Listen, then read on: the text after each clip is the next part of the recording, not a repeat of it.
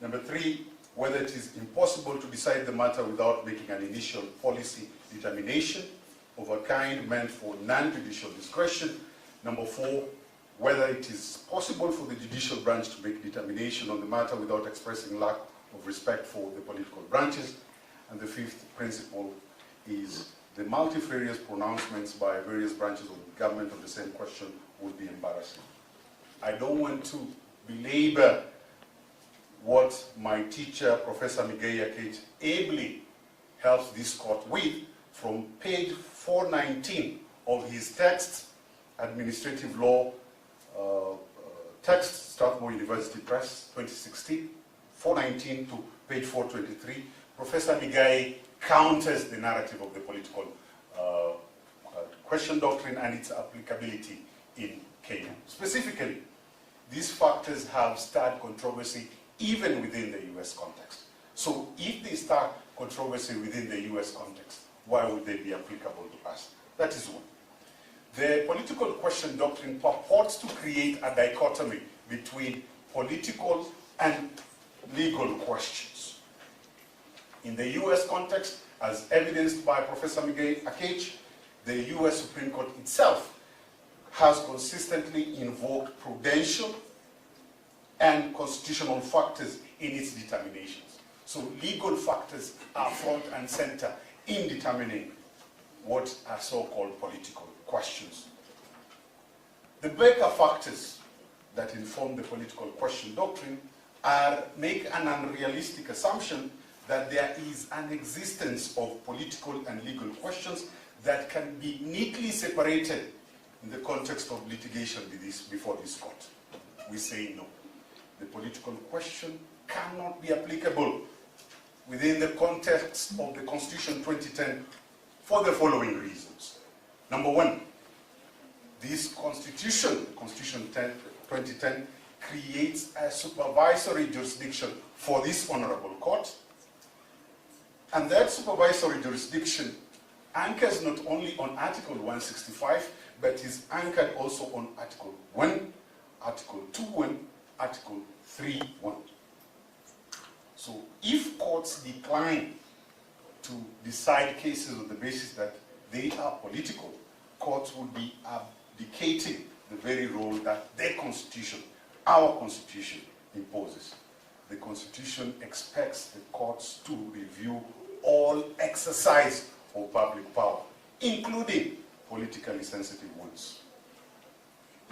For that regard, I refer the court to the lead decision of Professor Justice Joel Ngugi, as he was known then in the David D decision. He emphasizes that point. Second reason why this doctrine is not applicable to the Kenyan context, this doctrine is incompatible with the broad discretionary authority, jurisdiction authority rather, granted to this court under Article 165. So anything done under the authority of the Constitution, including impeachment, including actions of Parliament, the President and political actors, are amenable to review. There is no constitutional exception for political questions. Number 3, the tenor of the Constitution indicates that we are dealing with a transformative constitution. And transformative constitutionalism rejects judicial abstention. Kenya's constitution has been widely described as transformative. It is meant to dismantle the history of the executive dominance, impunity, and weak judicial oversight. Before 2010, it would have been prudent for the courts to avoid politically sensitive disputes. The executive power was rarely checked. After the Constitution 2010, the Constitution deliberately expanded access to courts through Article 22 and Article 258. Standing rules were relaxed to ensure that all matters, including political questions, are amenable to judicial review by this court. To allow or to even countenance the political question doctrine would be to recreate the pre-2010 culture of judicial avoidance that the Constitution sought to end. The fourth reason, the Bill of Rights demands that judicial enforcement happens against the state. Article 20 of the Constitution requires that courts apply the Bill of Rights to all law and to all state actions. Human rights violations always arise from political decisions, elections, public finance, security policies, legislative processes. So if courts were to label such issues as political, fundamental rights will become unenforceable whenever violations arise from political power undermining the Bill of Rights. So in examining the impeachment process, there are rights questions that are involved, and the Constitution empowers you to exercise judicial review. The fifth reason why that doctrine is inapplicable is separation of powers in Kenya requires judicial engagement and not abstention. Kenya adopts a checks and balances model, not strict separation. The judiciary is designed as an active counterweight, and the Constitution explicitly allows the court to do the following. Number one, review parliamentary procedures. That is empowered under Article 124, Article 165. Review presidential actions, to issue orders against the state. That is by our Article 23, which is our remedial clause. Thus, the judicial review is a structural component of separation of powers, not a violation of it. Sixth, constitutional design anticipates politically sensitive disputes. The Constitution directly assigns the courts the role to delve in deeply political processes, such as political election disputes, which are political, impeachment processes, governance, and the like. Courts are allowed to delve into them. Constitutional amendments, we dealt with this during the BBI. Public participation in legislation, these are politically sensitive issues that the court is allowed by the Constitution to delve into. So if it was not intended for the courts to delve into, these items will not have been explicitly placed in the court's hands at the center of these processes. The court will not have been allowed by the Constitution to delve with these issues. Number 7, popular sovereignty requires judicial enforcement. Under Article 1, all power is delegated by the people. Courts act as referees, ensuring that delegates remain within constitutional limits. When you conduct the process of impeachment, and we say that impeachment is a constitutional process, a constitutional interrogation, you are exercising power that is delegated to you by the people. And therefore, if courts refuse to decide political disputes, there is no neutral guardian of the people's sovereignty under Article 1. Political branches will become judges in their own course. That outcome contradicts the entire constitutional architecture. So, finally, and in conclusion, with regards to the political question doctrine, the Constitution mandates judicial review of all power. All power. It entrenches transformative constitutionalism. It constitutionalizes public interest litigation and broad standing for the purpose of checking power. It assigns the courts roles for engaging in politically sensitive processes. And finally, it requires this court to enforce the Bill of Rights against the state. Public participation.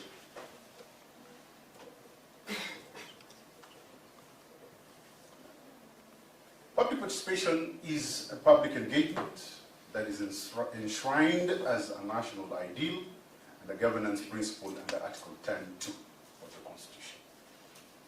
This clause emphasizes the necessity of engaging individuals in decision-making and guarantees that their perspectives are taken into account on issues of public significance. Public participation has also been incorporated into domains of governance, including Article 69, which mandates the state to promote public participation in the management, protection, and conservation of the environment. Article 118 mandates Parliament to promote engagement and participation in its legislative procedures and other parliamentary activities encompassing functions of its committees. Therefore, public participation cannot and is not a procedural formality that can be exhausted by one institution on behalf of another. It was the position of the Senate that the Senate did not need to conduct public participation after the National Assembly had done its bit. We say this, that public participation is not a procedural formality that can be exhausted by one institution on behalf of another. Rather, it is a constitutional principle embedded in the architecture of governance under Article 10(2) of the Constitution. And as a national value and principle of governance, public participation binds all state organs whenever they exercise constitutional authority, including the Senate. Consequently, the Senate could not and cannot validly argue that public participation conducted by the National Assembly was sufficient to satisfy its own constitutional obligations during the impeachment proceedings against the Deputy President. The National Assembly and the Senate are distinct constitutional organs with separate mandates, separate procedures, and deliberate responsibilities. So while the National Assembly initiated and investigated impeachment proceedings, the Senate was expected to exercise independent adjudicative and oversight role in determining whether the charges warrant removal from office. And since the Senate performs a constitutionally distinct function, it must independently uphold the constitutional principles governing the exercise of public power, including public participation. With regards to public participation, we had presentations here on the BAT case, equally on expert Gakuru, which denotes two tests, the qualitative and the quantitative test. In terms of the qualitative aspects of public participation, we posed the following questions, and we will want this court to examine whether the respondents really complied with the qualitative and quantitative tests of the Constitution, because case law from this court and the Supreme Court demand that those who conducted public participation must prove to your satisfaction that public participation mastered qualitative and quantitative aspects of it. So the following questions in terms of degree of inclusion. In the Gachagua impeachment case, these are the following questions. Were all constitutionally relevant stakeholders afforded a real opportunity to participate? That is the first question that this court should consider, based on what the respondents submitted. Second question is, were any groups directly or indirectly excluded, restricted, or unable to participate? And on the question of participation, the follow-up question is this: did the stakeholders get all the necessary information to capacitate their involvement in the public participation forum? Did they know what they were participating in? That is the third question. The fourth question is this: did any stakeholder voluntarily decline public participation despite being given the opportunity a fair opportunity to participate? Those questions will be important for this court in the context of public participation. And public participation not only has domestic constitutional connotations, but Article 25 of the ICCPR, the International Covenant on Civil and Political Rights, demand that citizens must be involved in matters governance, that necessitates public participation in the dimensions required by Article 25. Information given to them, their feedback given, their input taken into account. As I wind down, this court will be engaged in constitutional reading and interpretation. Chief Justice Brian Dixon of the Canadian Supreme Court, dealing with one of the first questions after the enactment of the Canadian Bill of Rights in a case called Hunter versus Southern Inc., 1984, said this, that the task of expounding a constitution is crucially different from that of construing a statute. A statute defines present rights and obligations. It is easily enacted and easily repealed. A constitution, by contrast, is drafted with an eye to the future. It functions to provide a continuing framework for the legitimate exercise of governmental power, and when joined by a bill or charter of rights for the unremitting protection of individual rights and liberties, its provisions cannot easily be repealed or amended. It must therefore be capable of growth and development over time to meet new social, political, and historical realities, often unimagined by the framers. The judiciary is the guardian of the Constitution and must, in interpreting its provisions, bear these considerations in mind. That is Chief Justice Brian Dixon, one of the celebrated Canadian judges in Hunter, Southern Inc., 1984. As Chief Justice Brian Dixon observed in this matter, the Charter of Rights and Freedoms, jurisprudence, a constitution is not a transient political instrument fashioned for the convenience of the moment. It is a living covenant designed to endure beyond the passions, the pressures, and the personalities of a particular age. Its guarantees are intended to outlive political majorities and to restrain the exercise of public power whenever expediency threatens constitutional fidelity. That duty falls most heavily upon the courts at moments such as this. The question before this court is therefore larger than the fate of any individual office holder. It concerns whether constitutional safeguards governing impeachment shall remain meaningful limitations on power or become pliable tools, vulnerable to political dissatisfaction, procedural shortcuts, or majoritarian impulse. If the constitutional threshold for impeachment may be lowered whenever circumstances become politically convenient, then the protections deliberately entrenched by the Constitution cease to be safeguards at all. They become ceremonial words devoid of normative force. Impeachment is among the gravest constitutional mechanisms available within a democratic order. Its exercise must therefore be anchored on strict fidelity to the Constitution, demonstrable evidence, procedural fairness, and scrupulous observance of constitutional standards.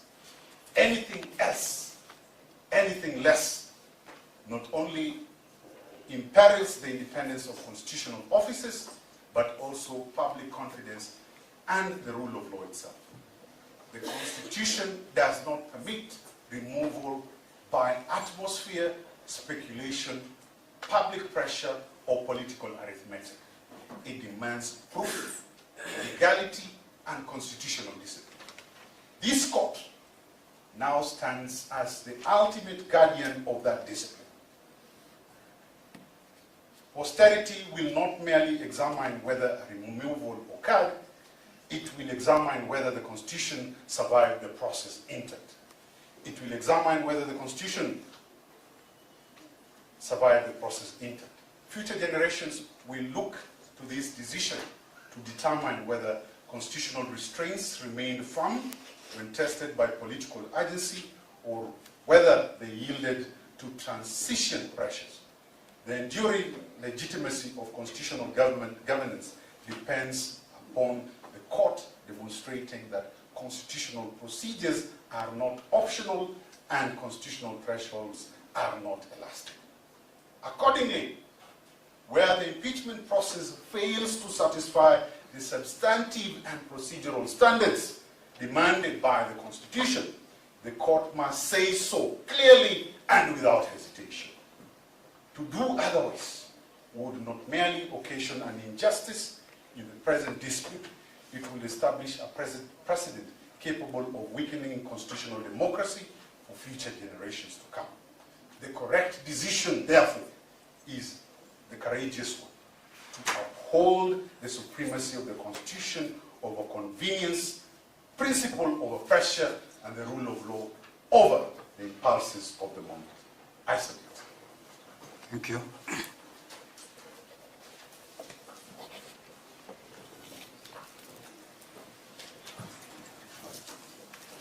Hello, please, I'm only taking 10 minutes. It is easier and speaks fast. It comes from a community that we say is marginalized. Yes. It should be done fast. And my lords, I'm fighting for that space so that I'm not marginalized. You take 10 minutes. Yes. My lords and my lady, my name is Ole Kamwaro. I'll be very brief because brevity and precision are demanded when the Constitution itself has been violated with such present clarity. My lords and my lady, what stands before this court is not a matter at the margins of constitutional law. It is a matter at its very core.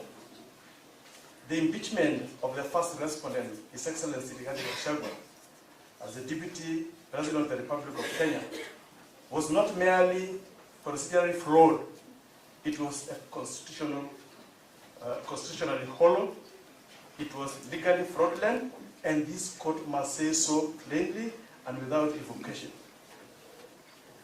My lords, the respondents have spoken before you and submitted before you, but there are pertinent questions that have not been answered and put across satisfactorily before this court. The question is, where in any court or in any proceedings before any competent authority has it ever been determined that Honorable Gachagua committed the offense of hate speech? The answer, my lords and my lady, is nowhere. And yet, on the basis of that finding, a deputy president was stripped of his constitutional office. That, my lords, is not governance, that is purge. Let me now go to the issues and offenses under Section 13, 1A of the NSAIC Act. And I'll start by saying that the allegation of hate speech is a legal nullity dressed in parliamentary robes. My lords and my lady, Section 13, 1A of the National and NSAIC Act is not ambiguous. It requires a sine qua non words or conduct that are threatening, abusive, or insulting, and that either intend to incite ethnic hatred or likely to do so. I submit that both limbs must be satisfied. The respondents who spoke before you have not satisfied any of those limbs. The first petitioner's remarks, in part remarks that has rattled so many, on the issue of that majority of the people who voted for the Kenya Kwanza regime have a legitimate expectation of participation in structures, in state structures, are on any plain reading a political metaphor. A metaphor about democratic accountability. a matter of fact that if one were to apply intellectual honesty to it, actually advances a thesis on the relationship between electoral mandate and governance access. One may disagree with that thesis that I submit, but disagreement with a political viewpoint, my Lord, has never and can never be hate speech under any known law in the Republic of Kenya. My Lord and my Lady, where is the ethnic group that was threatened by the implied speech of Honorable Gachagua? Where is the community that was insulted? You have not been told of any community. Where is the finding of ethnic animosity? My lords and my lady, there is none, because none exists. The implied speech named no tribe. It targeted no ethnicity. It incited no violence. To address it in the garments of Section 313 of NSAIC Act is an insult, not to any ethnic group, my lords, but to the law itself.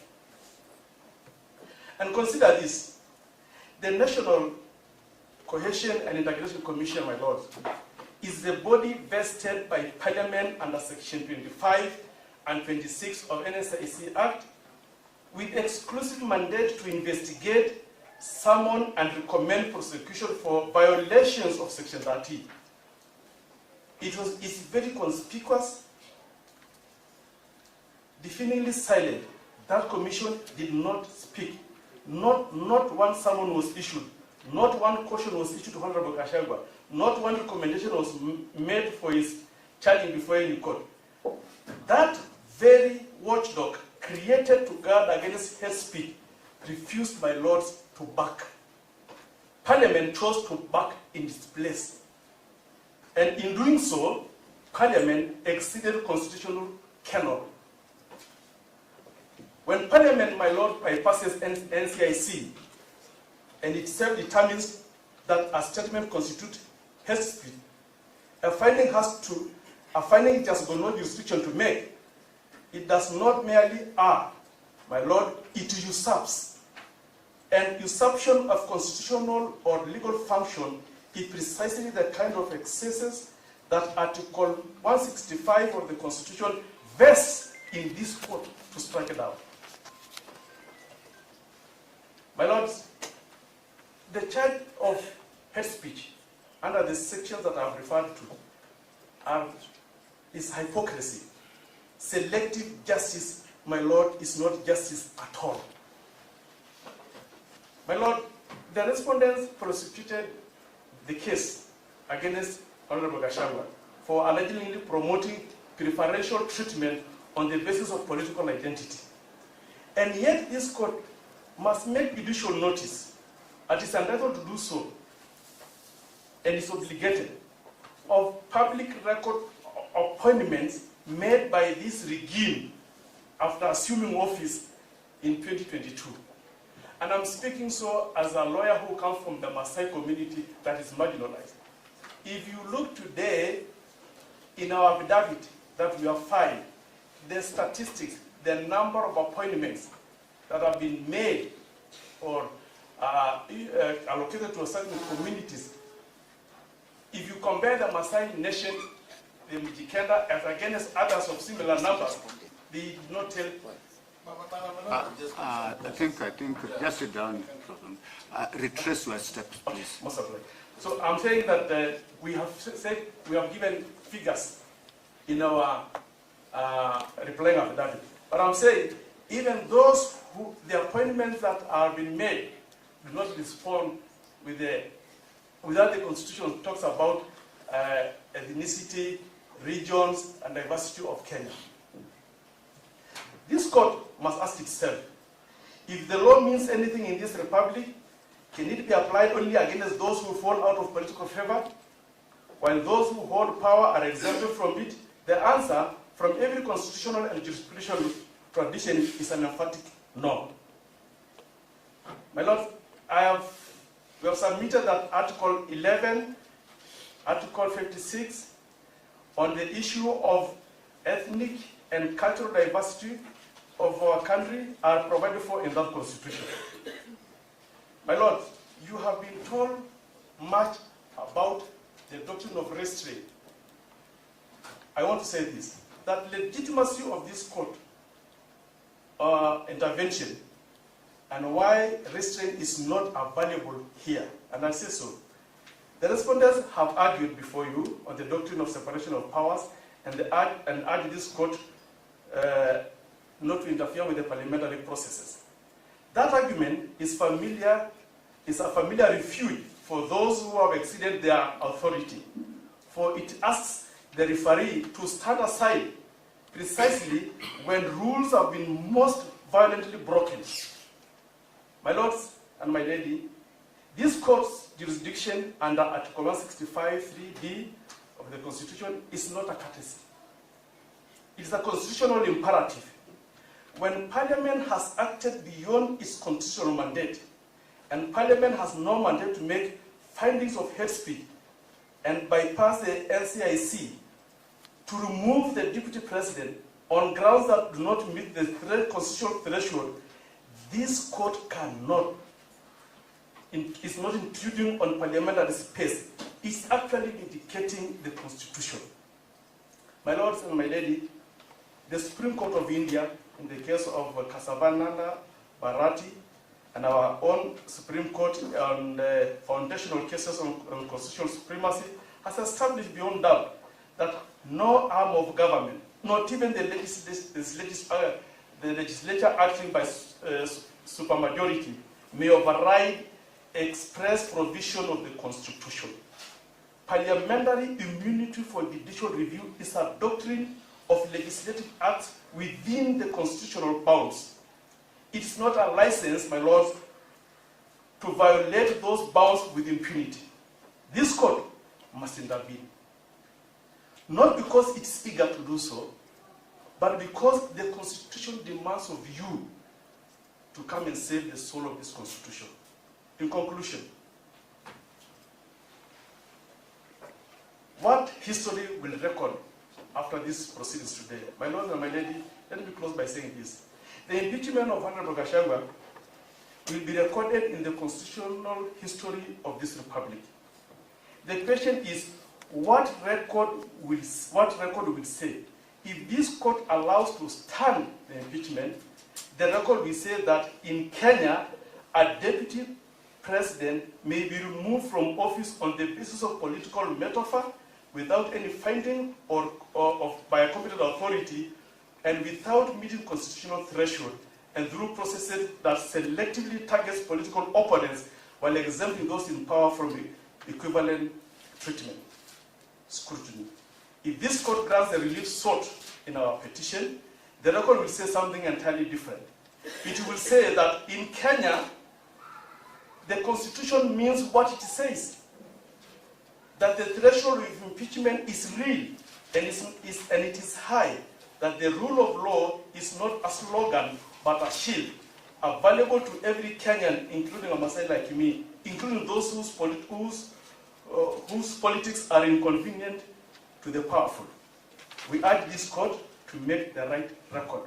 We pray for orders as prayed in our amended petition, including a declaration that the impeachment of the first petitioner was unconstitutional and an order that he be compensated as prayed. So I submit, my lords. Thank you. And always, my lord, whenever I speak, I address this court, my learned colleague is my friend, always interrupts my presentation. There was a petitioner in this matter, especially during earlier proceedings. No, I'm not addressing you. There was a petitioner in this matter, Senior Counsel Hamenwa. I have not seen him in this second arm of proceedings. Is the counsel well? I haven't seen him. I think he came during the first PM there.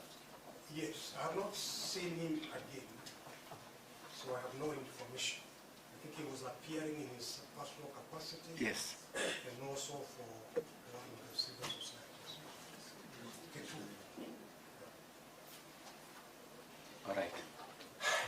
My Lord, now that that issue arises, is one of the senior lawyers have had the privilege of calling me to tell me one or two things that have clarified some of it. Is he okay? He's okay. I don't understand much, but he's okay. All right. Yes. Now, my Lord, I'm happy for the time given to my learned colleagues, Mr. Martin Kanwaro, to deal with the issues because of the time constraints that are there.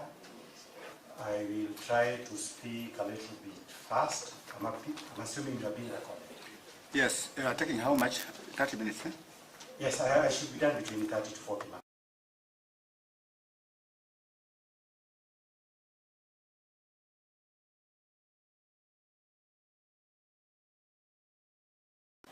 Submissions that I'm responding to, if I don't mention any persons, it is only because I have had to edit the response to fit the timelines that have been accorded to me.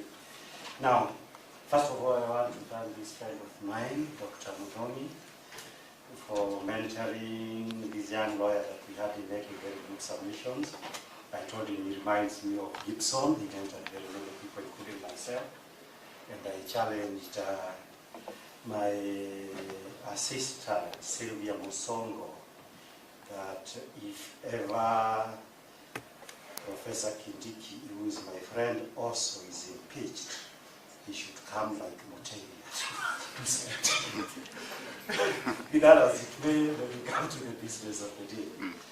And I want to clarify, Mr. Mukele had suggested that the specific orders of standing orders of the National Assembly and the Senate have not been challenged. I want just to reiterate that we did so in prayers number 12 and 13 of the re-amended petition. And the next general issue is a cross-cutting issue that has arisen, is the questions of may and shall in our Constitution. I will not bother the court with the grammar, which appears differently in very many decisions from the High Court to the Supreme Court. Because we are dealing with constitutional adjudication, the Constitution has already said how the Constitution shall be interpreted. And that includes the word may and shall. In Articles 20, we start with Article 4, I believe. The second is a constitutional democracy. So you are in interpreting the meaning of any law. That's the value that you start, constitutional democracy. Values of our Kenya are stated in Article 10. And then we have Article 24, where they say interpreting any law or statute, any intervention by Parliament, they must take into account the fact that this is a free society that believes in democracy and certain value systems. That is in Article 24 of the Constitution. And then there is Article 259(1) of the Constitution that also says how you interpret the Constitution. So that bearing in mind those provisions, it is our submission that the context in which the word may and shall in Article 145 must be interpreted by the Constitution is by this court examining what is it that it seeks, what is the issue of substantive justice, substantive law that seeks to be secured. And my Lord, I submit that the Constitution itself, when you read it, makes it clear that when the motion and the report is received from the National Assembly, Senate shall investigate the matter. Shall investigate the matter. The question is about investigations. In our earlier submissions, we said why under our system of justice and the adversary justice system, justice must be based on truth, and investigation is how you arrive at that truth. Therefore, if that be the case, then 145 must be read in a manner that upholds that an investigation must be conducted, because that is the principle and that is the value. The issues of natural justice, they are set out in our constitutions, must be incorporated in interpreting that law. So that, my Lord, there would be some danger, obviously, that if the usage of the word may, as suggested by the respondents, was to be used to say that you can actually impeach an elected deputy president without investigation, as the Constitution seems to say. Such a reading is absurd. But apart from the absurdity of it, is that it is unconstitutional on the basis of the provisions of the constitutions that we have read. But now, the only other question is a practical question, which is purely a question of common sense. My lords, why didn't the Constitution use the word shall? For the simple reason that historically, because we have imported this impeachment issue, it is not every time that when the National Assembly has impeached a president, like they do it in America, that the president would actually agree to have the trial. So what that means is that you couldn't use shall because if, for example, you are dealing with an American situation, Nixon did not go for trial. Nixon resigned. So that it becomes now an optional issue that at the time when the matter is at Senate, it would have to be dealt with in a prudent manner. What is the prevailing situation? Just like now when you are dealing with the prevailing situation, the lawyer for the first respondent have not said, are saying, though the Constitution can reinstate the first petitioner to office, they are nonetheless saying, we may not go take that office. So that, my Lord, because of the possibilities of all those intervening, is the reason why you use the word may. Many statutes that I know, I've done a lot of work on these university statutes. There are very many cases, starting with Superchachi. I believe I even defended Hassan Omar when they were trying to get him out of Moi University. My Lord, many universities would use the word may. But the courts have over the years said the issue of whether or not you are going to hear a student or any other aggrieved person is not optional, merely because you have used the word may. May cannot take away the fact that in Kenya, natural justice is mandatory. So that what are we saying?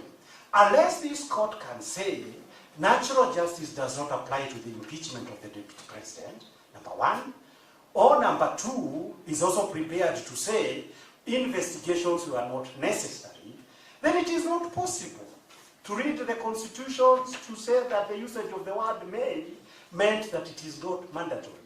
If we apply our value system and the principles of our constitutions, investigations are mandatory. You cannot pass a verdict minus that investigation. Apart from the issue of the doctrine of separation of powers that we talked about it, that parliaments, but I'll come to that question, which Genda made some good submissions. It's one of the issues we are picking up. You're admitting. No, just relax. My Lord, I start with Professor Gebu, I believe is the one who spoke first, senior counsel.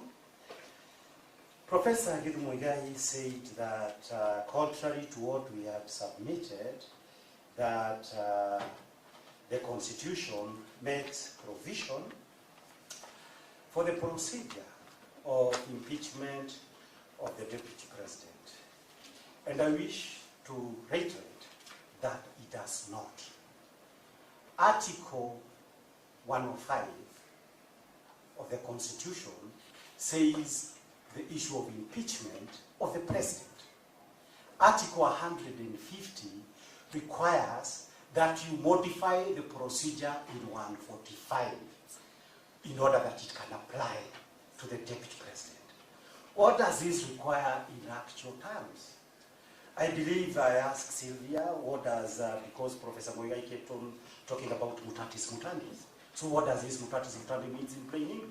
In plain English it means the original exists, which is 145. Then you need to get, what is it, the generic. That's what they say. You need to get a generic. The generic in the medical world must actually exist. The generic and the original are basically the same medicine except certain ingredients. So, so there must be in existence a document. That's not correct scientifically, but it doesn't matter. Okay, I refer to the science. But my understanding of generic, I have a good pharmacist, is that a generic is based largely on whatever was the original drug that is supposed now is generated.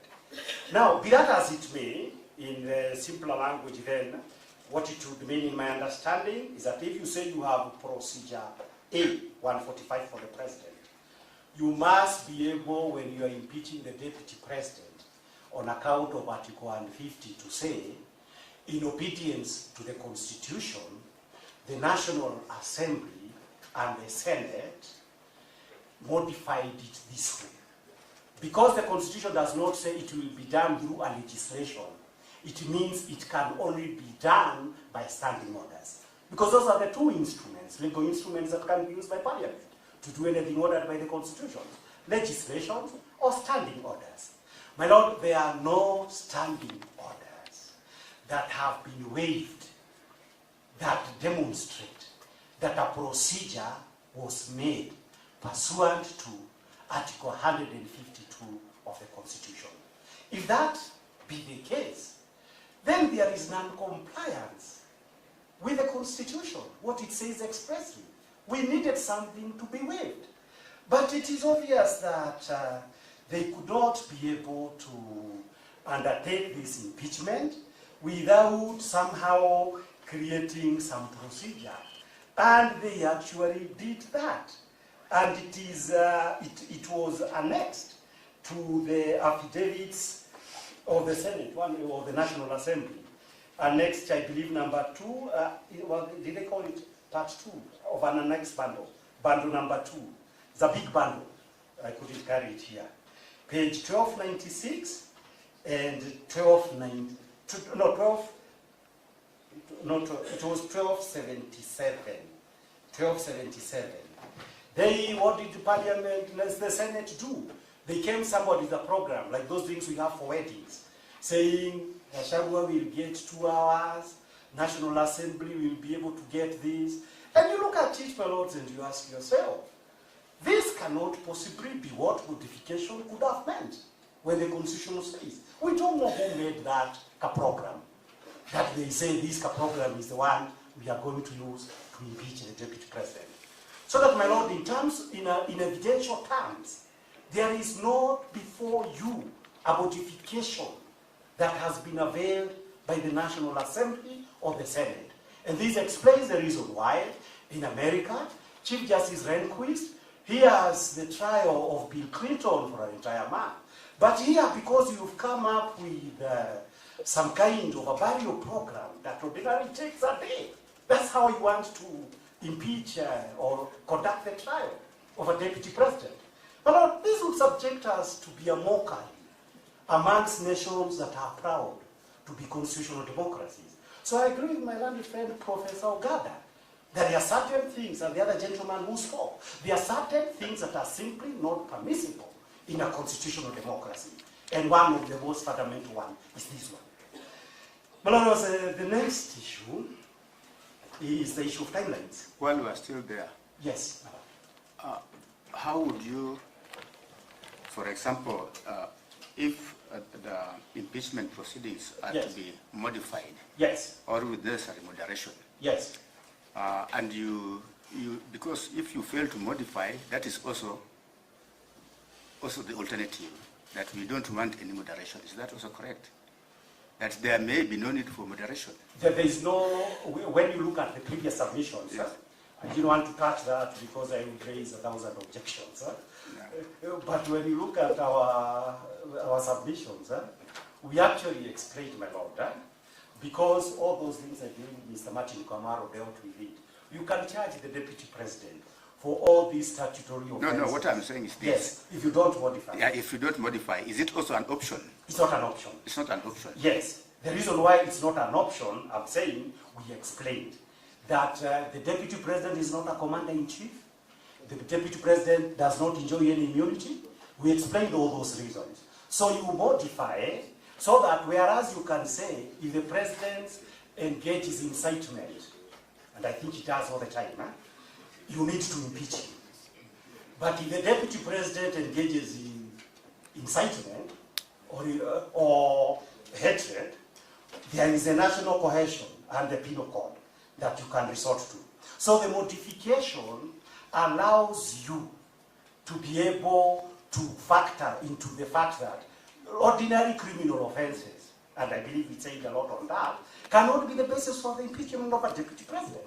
But serious theft and corruption can be used against a sitting president for the simple reason that in the meantime, he cannot be taken to court one.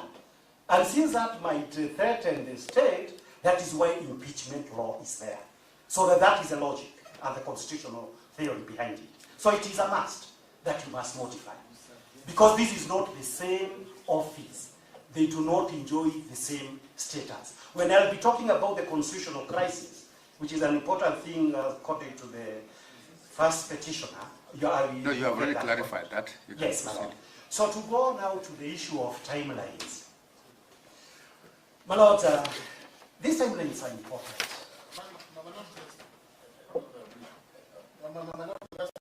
Point though, to which we did not address ourselves. That was for our benefit. It was not for your benefit. And he has clarified. Yes, but my Lord, the constitutional threshold, the differential that he's submitting then falls clearly onto Article 27, that is asking for differential treatment for a DP who is elected on the same ticket as the president. My Lord, I believe in Article 50 of the Constitution. If after I'm done with my submissions, the respondents believe there is anything extra they might say, I will not object. So let us have a flow of my submissions. I would never object. And I didn't object when you were talking.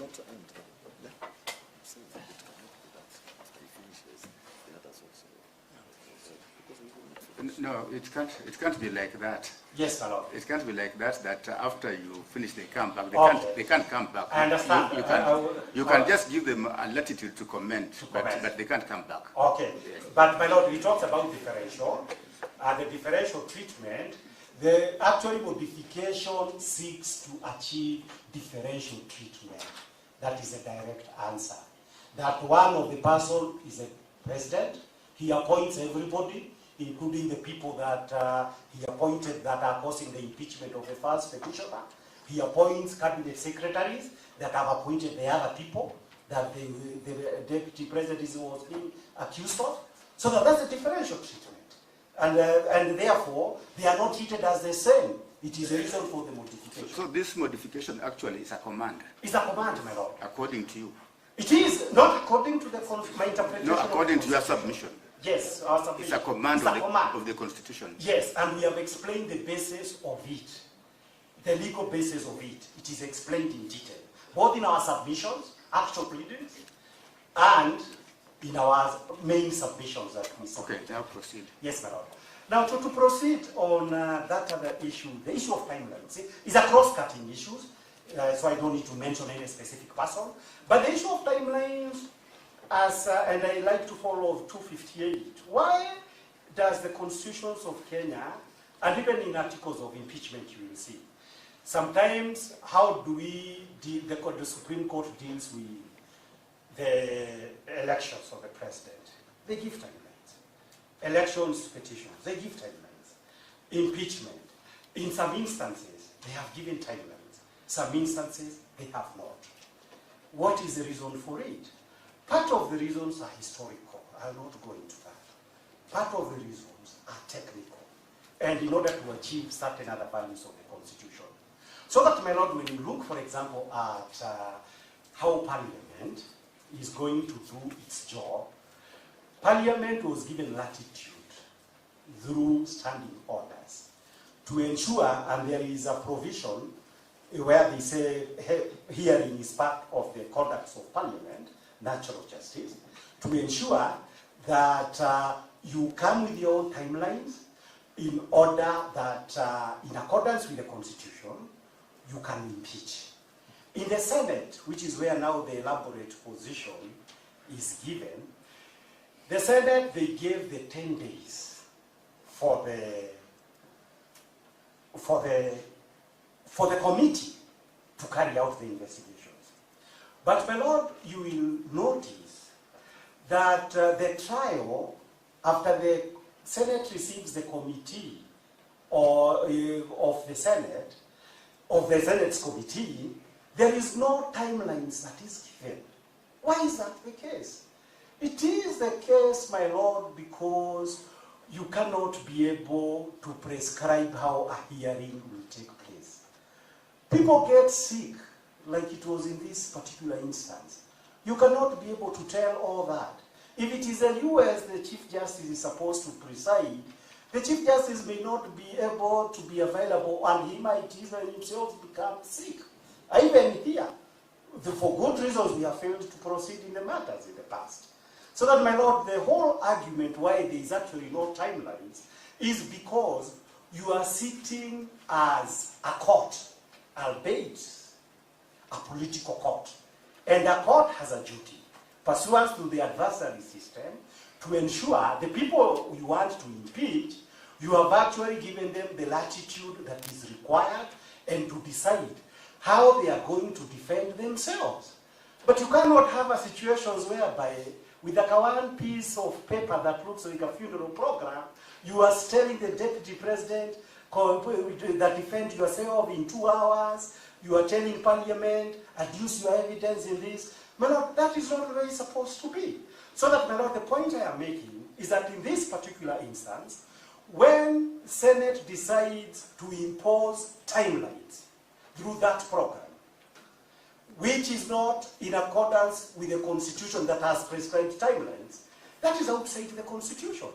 And that is why the first petitioner is entitled, and the supporters that I represent, to say, fair trial was not possible. Fair trial for 11 charges, before some of them were dropped, is not possible in 2 hours, even chicken wings.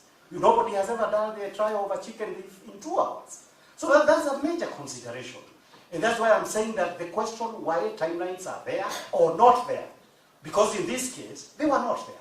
My lord, we go to the issue of the appointment of the deputy. President has 10 days. He decides he has 2 hours. In fact, the process starts before the impeachment vote has taken place. Why do you have the 10 days? You have the 10 days because in a democracy, you give people that have floated this name. You give people an opportunity to be able to say, is this a good person, is he effective, all these kind of things. You have 10 days. When you reduce it into hours, it means that the impeachment and the replacement is one transaction.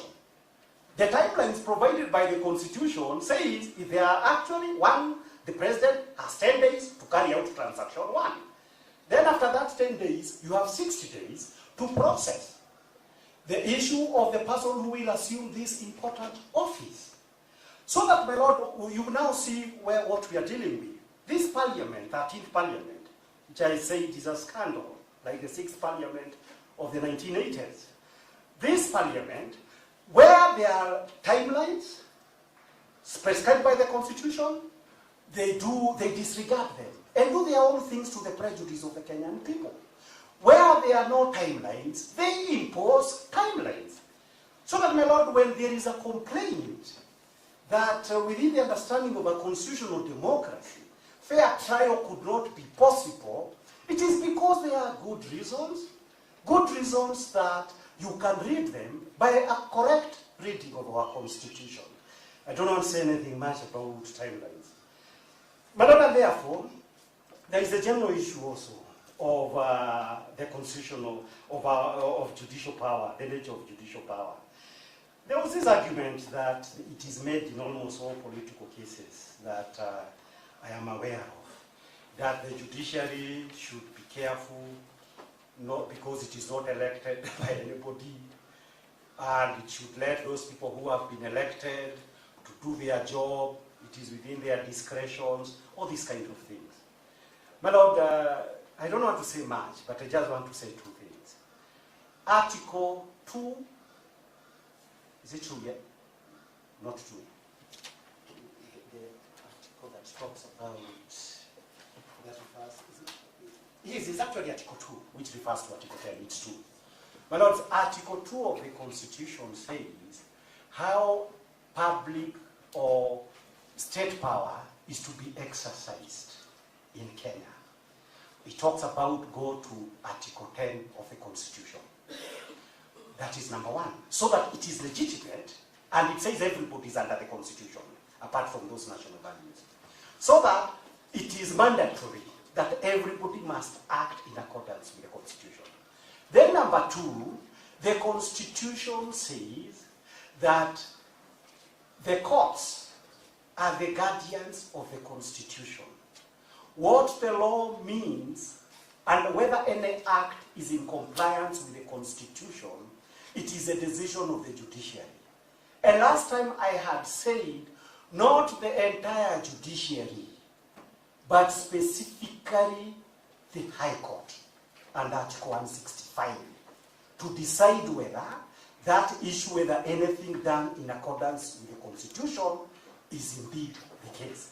It is in that sense that the High Court is the guardian of the Constitution. Because as I've said, everybody else confirms whether High Court did its job as the guardian of the Constitution. So that, my lord, in making whatever decisions we will be making, the only way the Constitution of Kenya would be our supreme law and protect everybody, however mighty or law, it is by ensuring that the supremacy is upheld and the Constitution remains supreme law. So that this argument of you are not elected, you are not done, everybody else in job works under the Constitution, but the same Constitution says it has appointed the human hand, namely the judiciary, that confirms whether everybody else has acted in accordance with the Constitution. They can take that away in a referendum, where they can also go and say, like they said in 1982, to say Kenya is a single-party state. Until, so long as there is a provision of the Constitution, Article 4, saying Kenya is a constitutional democracy, they are bound. Judiciary has the final word on this issue. My lord, I go to the next issue. Then the next issue is, I believe I've dealt with the role of the Senate. It was a cross-cutting issue. And the important thing that I think I just needed to say about that would be three things that are cross-cutting. Number one, the role of the Senate, it first of all comes from Article 96 of the Constitution. And it is to check, when they carry out impeachment trial, it is to check abuse of executive power. That is actually the main thing, abuse of executive power or any other power that may be arise. So that, my lord, in checking now that power of the Senate, necessarily the Senate must be taken into consideration whether the charges that are before it manifest abuse of executive power, because that's the main responsibility. So that, my lord, when you have an official, because the deputy president, in under our constitutions, may be a very important person, except one thing. The deputy president does not exercise any executive power granted directly to him by the Constitution or any statute. It is important to bear that in mind, because if you don't get that in mind, you might lose a lot. My lord, the second issue is that I have talked about the mandate of parliaments, where we are saying Senate was not told that you have discretions to impose your own timelines. And of course, we are talking about the issue of the Senate. And I believe my learned colleague, Ojienda, Honorable Ojienda, this is where we come in, Senior Counsel. But Lord, I agree with what Professor Ojienda said, that when the Senate is performing its function under Article 145, the Senate is really a jury. It's a jury system.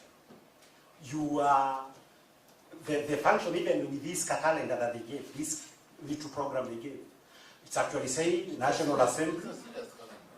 Yes, whatever it is. It's like a program, everybody can see it. It's a one-page program. My lord, that one actually said the National Assembly would prosecute their case, and the defense would have their bit. So that for purposes of a regular criminal trial, we know that it was supposed to be there's some prosecutor, there's going to be some defense. And the Senate were to vote. Ojienda, professor, said, we were, what did you say, 67? We were 67 judges. We were 67 jurors. That's actually the case. Because that is the way it is envisaged to be. But now the moment that concession is made, that you listen to argument, the way the judges are doing, you will have your issue in your judgment. You will deliver the verdict.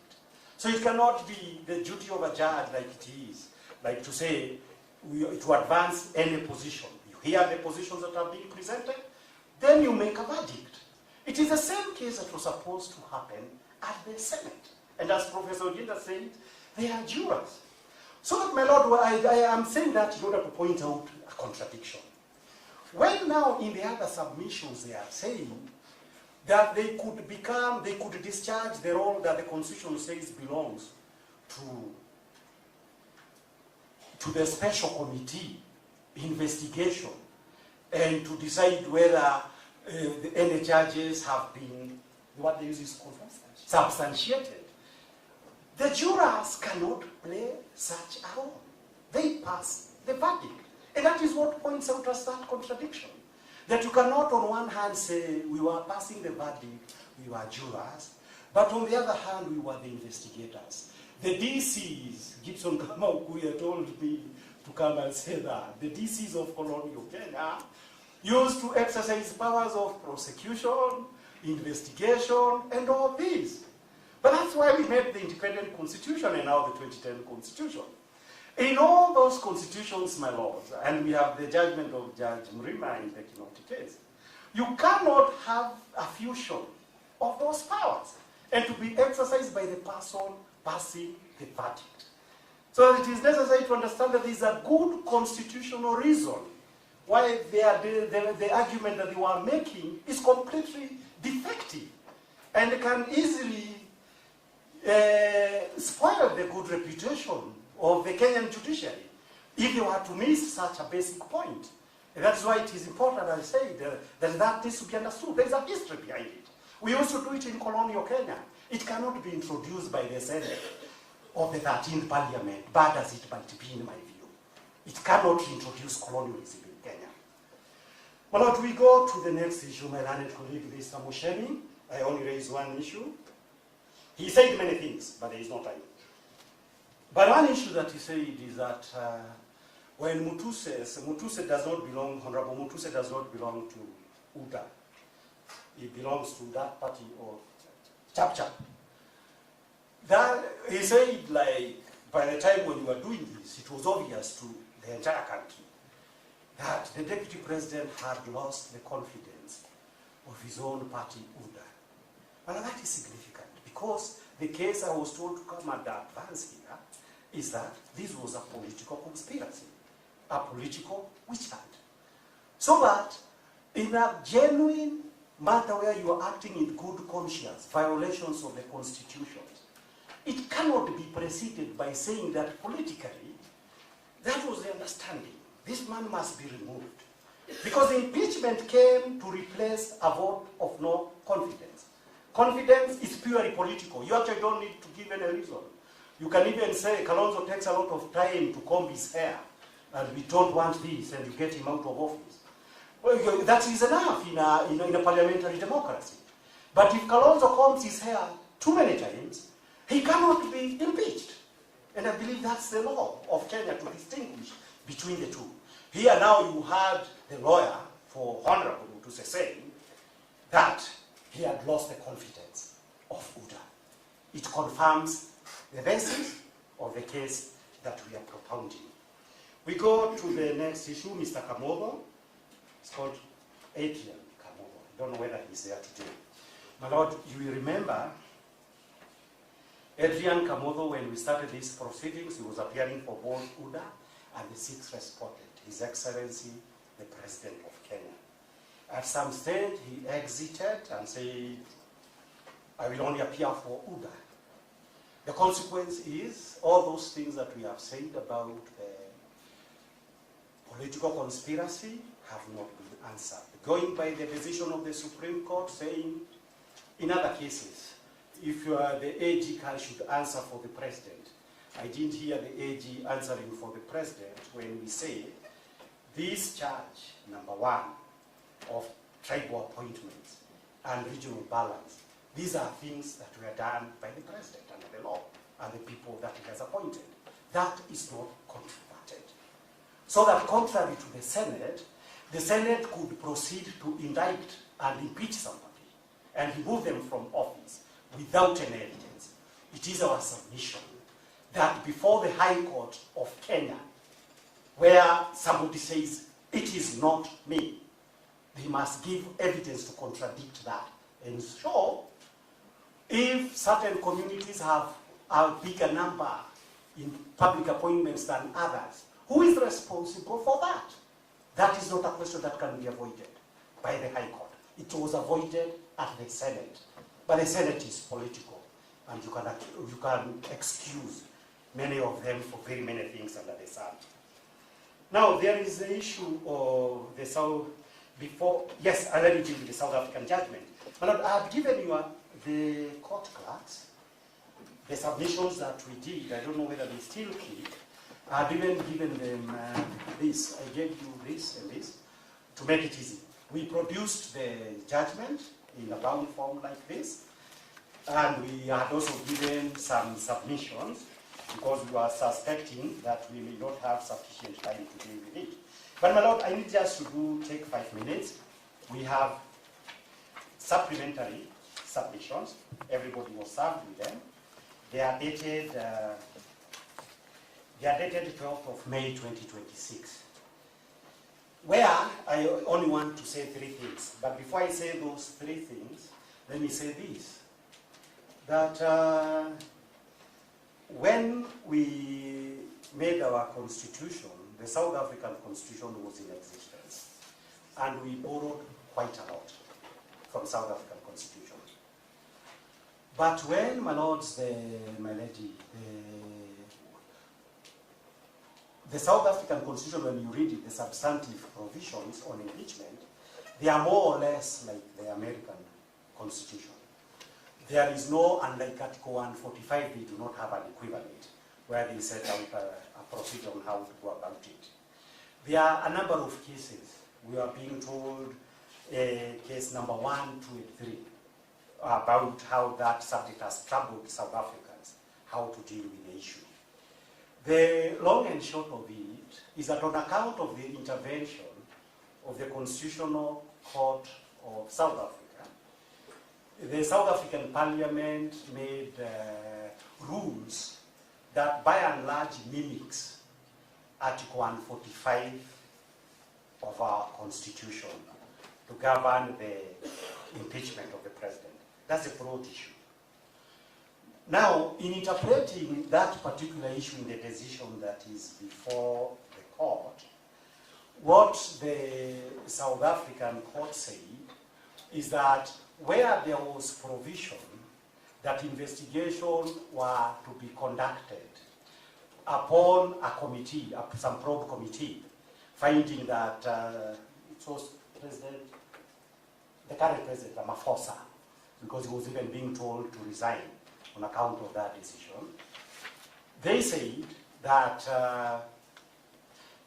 the impeachment committee is a mandatory provision.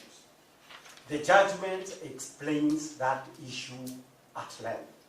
Because it is because what the South African committee, when they voted not to have the committee, the South African court was saying Parliament does not have power to shield the president from unnecessary constitutional investigation in order that a vote may be carried out. So that they purported to give themselves a discretion that the South African court said, you do not have such discretion. Your work is on merit. You must decide, and after all procedures have been undertaken, you must decide whether the president committed the offense or not. That in plain English. The issues can be stated in a more difficult way for non-lawyers, but that's the main issue that was there. So, for purposes of the highlight that we want to make, is that in the same way, if the South African text, courtesy of the South African Constitutional Court, has shepherded the making of rules that mimics our Constitution, it is this rare moment. My Lord and my Lady, I think we have to object because counsel has a duty of candor, and since we won't have a right to address you further, it cannot tell you things that are not accurate. He's telling you the South African Parliament has made rules that are similar to our Article 145. That's not factual. That's misleading. Number two, even on the judgment he's referring, that judgment is just about one rule out of about 8 to 10 rules. That judgment does not tell us what those other rules are so that the conclusion can be made. They are similar to our Article 145. They are not reproduced anyway in that judgment. He has not himself reproduced them so that he can lay a basis for telling you that they mimic our Article 145. The undeniable fact is that they are different from our Article 145 as part of duty that is different from ours. Thank you, my Lord. Well, the direct answer to that is this. When, after this South African judgment was delivered, we proactively did these submissions. And what we are highlighting these submissions. I remember the court directing everybody else has a right to do additional submissions on the South African judgment. But even before writing, they actually talked a lot about the understanding. Was it my friend, Mr. Kiboko? It is Mr. Kiboko. He said what he understands the judgment to be. So that, my Lord, I say it is the court to decide whether I'm wrong or I'm right. And in these submissions, which is what I'm highlighting, the court can be able... Mr. Kibe is not responding to my objection. My objection is this. He told you not once, but 3 times, that the rules for impeachment in South Africa are textually similar to our Article 145. It is our case that they are not, and I'm saying since he's replying, he's an officer of this court as an advocate.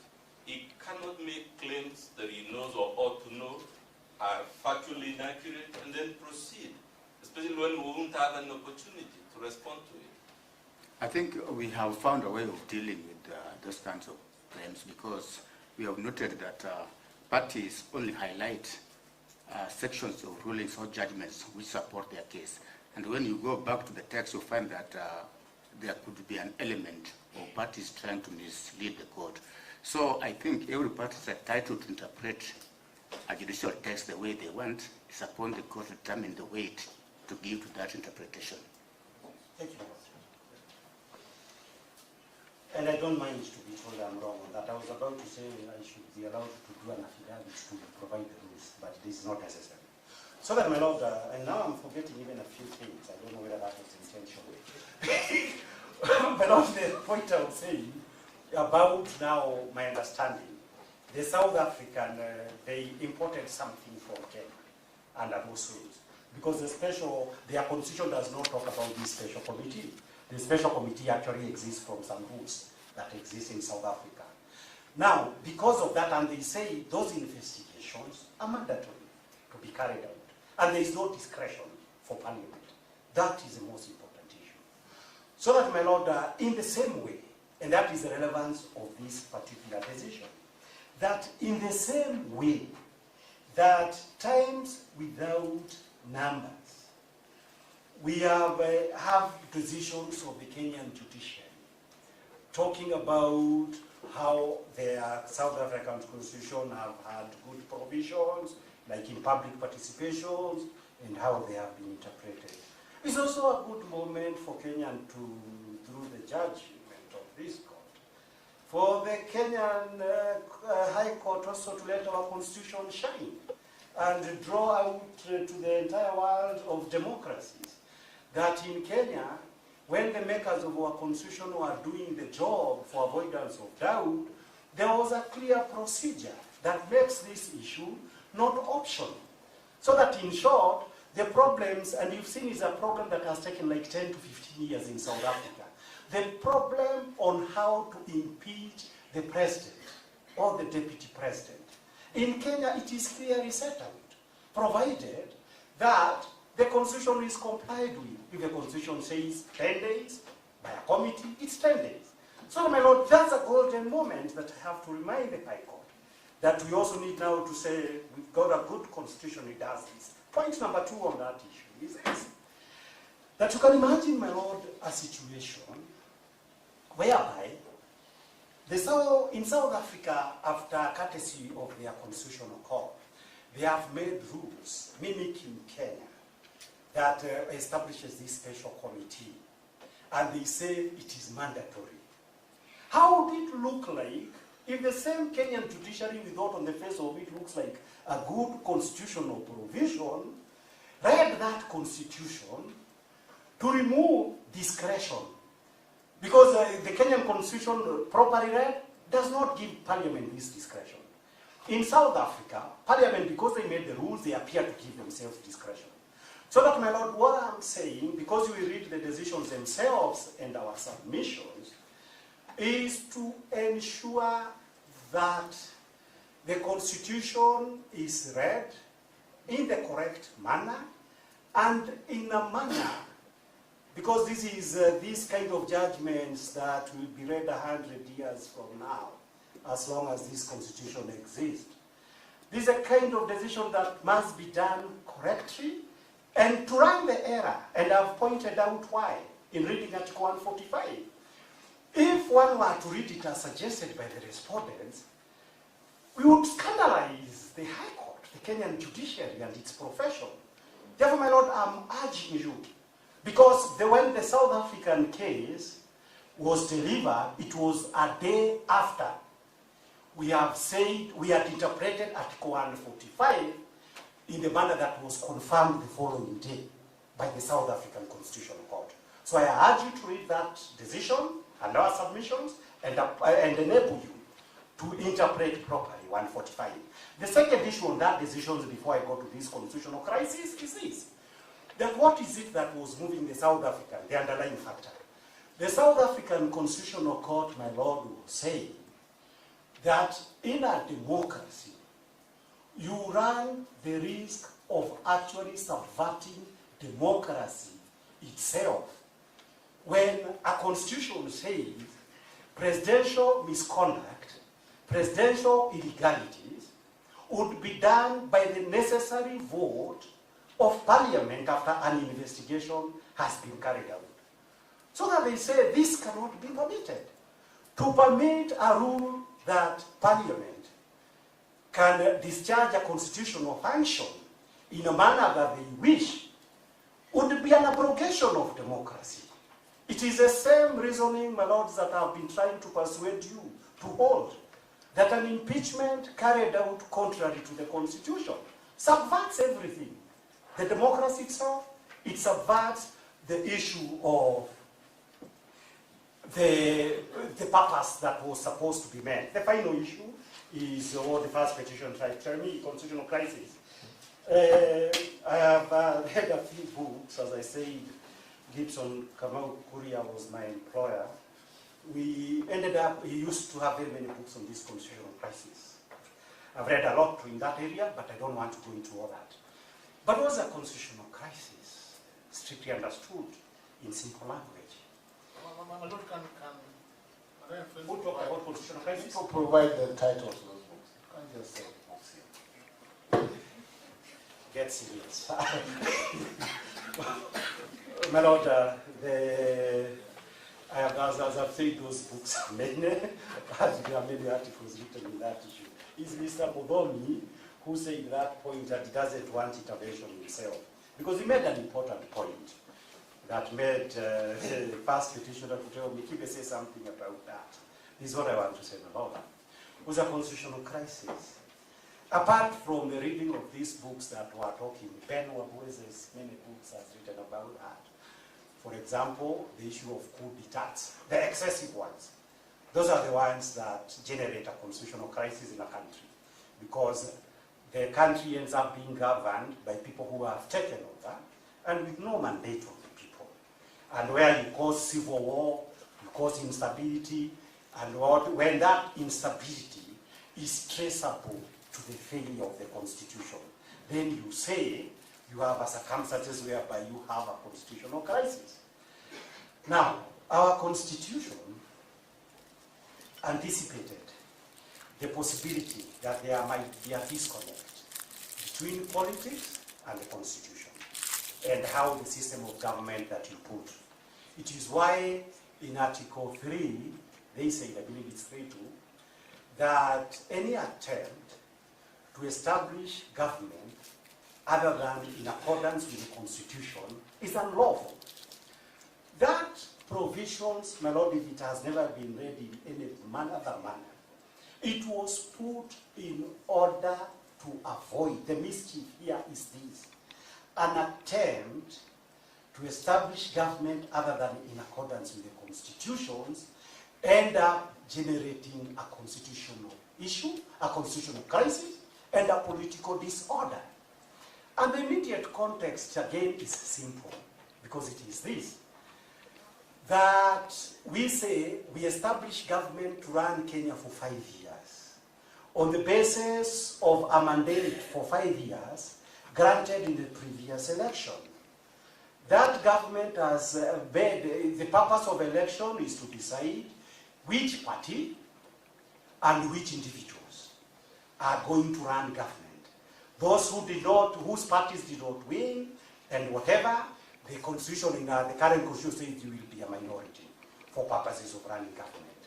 And the mandate to run government is a collective mandate granted in an elections by the people who together, like it is the presidency, president and deputy, who went to seek for the vote of the people based on this or the other true stories or falsehoods, but they get elected. Now, that having been achieved, it cannot be possible by any single individual or in conspiracy with anybody else midstream to change the composition of government. When you change the composition of government, apart from the fact that you violate Article 3 of the Constitution, you also generate a constitutional crisis. How does it manifest itself? Even in ordinary social media accounts, even in ordinary political speech and newspaper reports. You generate it because, like today, Kenyans keep saying that whatever government says happens in Kenya. And because there is no longer, the divide has been blurred. There is no government, the people to govern government, and people to hold it responsible. And who suffers? It is the people. Because the institutional mechanism to ensure government is politically held responsible is not there. We used to have PAC, the Parliamentary Committee of PAC, and PIC, that the law specifically says these should be held by people who are not in the parties that are running government. Because of the series of events that have happened in Kenya, courtesy of the BBG, that is no longer the case. The government and the same people running these committees, the same people running the minority, are in government. It is a scenario, my lord, what was the cause of all this? The immediate cause of all this was the impeachment of the first petitioner. So that it is important to say that if you are suffering a political problem in Kenya, where government becomes unaccountable and abuse of executive power is the cause, is the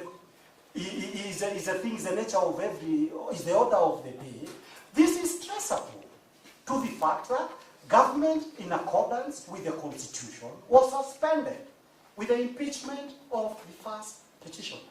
That's the important point that needs to be understood. that you cannot talk about a constitutional crisis like something up in the sky. You must reduce it to the elements, what it means, and how it manifests itself in any specific country. We are dealing with Kenya at the moment. I will not go to those other issues. But the two and third point now on this constitutional crisis is this. You are told by my learned colleague, Dr. Muthoni, that there is this issue that how can Parliament be faulted for impeaching a deputy president who was talking about issues to do with shareholding and these kind of things. Now, the direct issue, as we have said, is that when you look at the arguments we've made and we are just reiterating, is that he was not accused, because he does not have those powers, of any abuse of discharge of executive function. That you did this, and because you are responsible that 1 or 2 or 3 Kenyan communities are overrepresented in the governance of the country, that there is something wrong. He was accused, because it is important, he was accused. You only talk about either the Kikuyu sometimes, or sometimes Gema, and that polarizes everybody else.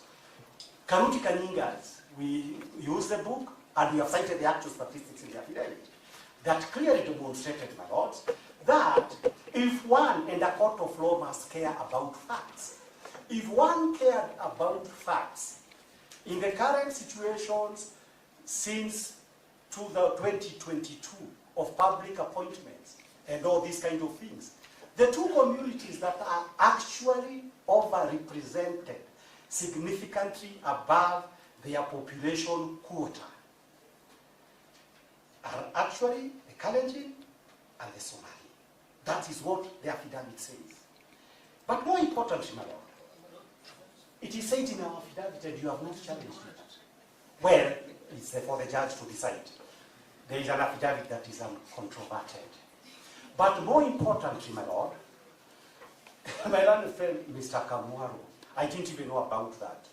But he was saying, he was telling me, you know, Kito, when I read those statistics, what I actually saw is that the Maasai and the Somali are more or less the same number in terms of population. But there are no Maasais. The Maasais are very few. So those are realities, my lord, that anybody who wants to talk about this difficult subject must actually confront with. In fact, he went on and said, I look at the Mijikenda, they seem to be more than Somali. But there are also very few Mijikenda. So that, my lord, this issue, and I talked about being trivialized, this is an actual problem that exists in Kenya. But it cheapens everything. When you say that the first petitioner is responsible for it, because now that for about 2 years he's out, why has it not been rectified? Just the other day, the Public Service Commission confirmed what we say in our affidavits. These are government documents, nothing to do with us. The final point on that issue that... You remain with 1 minute. Yes, and just is 1 point, one small point. That final point, my lord, that you notice, is that for purposes of this constitutional crisis, I talked about the attempts by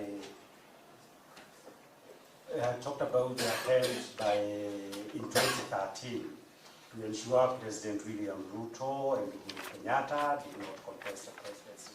We talked about that case, what a 5-judge bench of the High Court decided. The bench basically said, you know, impeachment, that is the political balance going on. You are impeached, you cannot have presidential ambitions. Presidential ambitions are not, it is not a man who decides I want to be president. It's a community or a number of political organized people who say we want you to be our leader. So then, my lord, and that was the basis for which they say Article 38 does not just concern the right of an individual to seek political office. It is also protects the political right of his supporters to be able to to ensure that you participate in elections. My Lord, constitutional crisis, we had it in Nigeria. I have 1 minute, so I don't want to take it time. Where they wanted to stop their deputy president from somehow succeeding, interfere with political succession. Actually, interference with political succession is one of the major reasons when you read many of the books, why they generate political crisis. My Lord, anybody who lives in Kenya knows that since the impeachment of this unelected deputy president, Kenya cannot be described as a very, very stable place. The politics are in a serious state of confusion every day. I am finishing. There's no constitutional crisis. And Kenya is not an unstable country. He talked about constitutional crisis, not me. Let me finish. You will say that in a political speech if you can permit. My Lord, Mr. Mudomi, I'm just responding. Mudomi introduced the issue of political constitutional crisis, not me. I'm just trying to say political crisis results into political instability. But the ultimate political instability that can occur in a country is to, on account of a politically motivated impeachment, to get yourself in such a scenario that you say the leader of an important political constituency comprising probably 25 to 40% of the Kenyan population is going to be excluded by a defective impeachment from realizing the political aspiration. It is called, in the normal electoral language, disenfranchisement. Disenfranchisement of a political community or a political party like we had today with the GNA in 2013. My Lord, I urge you that when you consider all that it takes on the issue of what is and what is not a political crisis, the impeachment, there can be no judgment of this court that would cause a constitutional crisis. If the judgment voids the impeachment that took place, only a simple thing would happen. We go to the status quo ante. At that particular time, I believe it's politically untenable, as it seems to be saying, for the first petitioner to say, I want to remain the deputy president. But what it means in practical terms, because it is important that this is said by a constitutional lawyer, it simply means the problem, the issue that was aborted about the proper appointment, the 10 days period, and the 60 days period would have to be repeated so that legitimately and unlawfully we can get a deputy president under our constitution. That is assuming if the first petitioners, this petition succeed, still commits that he doesn't want the job. This court cannot cause a constitutional crisis by upholding the constitutions of Kenya. My Lord, I thank you for the time that you have given the clients I represent and many Kenyans of goodwill who have called me with all kinds of suggestions to make these submissions. I thank you very much. Thank you. Ndiye Kiboko, with those submissions, we can give you 15 minutes. My Lord, I tried in the circumstances. I don't think that I represent similar clients like those of Kiboko. My Lord, permit me to begin by saying that again, the court is being, or rather all the submissions that have been made before this court, my Lord, have the intention, and most especially from the petitioners, to preserve our constitutional democracy. The petitions that have been placed before you, my lords, they are all challenging the process within which the first petitioner was impeached.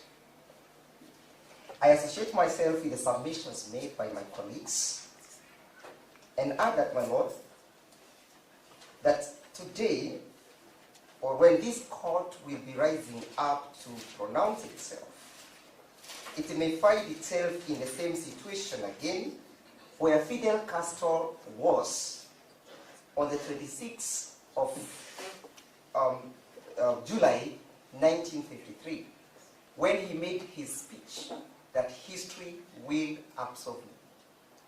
Small synopsis is that he had just made some attempts to overthrow Batista, and he was acting towards the revolution of the people, and the statement that was made was to encourage the people that the revolution shall not be lost by his trial. We hope that the constitution of this country and the people's power conferred by Article 1 shall be preserved by the judgment of this court. My Lord, permit me to begin by reacting to the submissions by my learned friend, Dr. Ndiye, where he invites you, my Lord, to look at the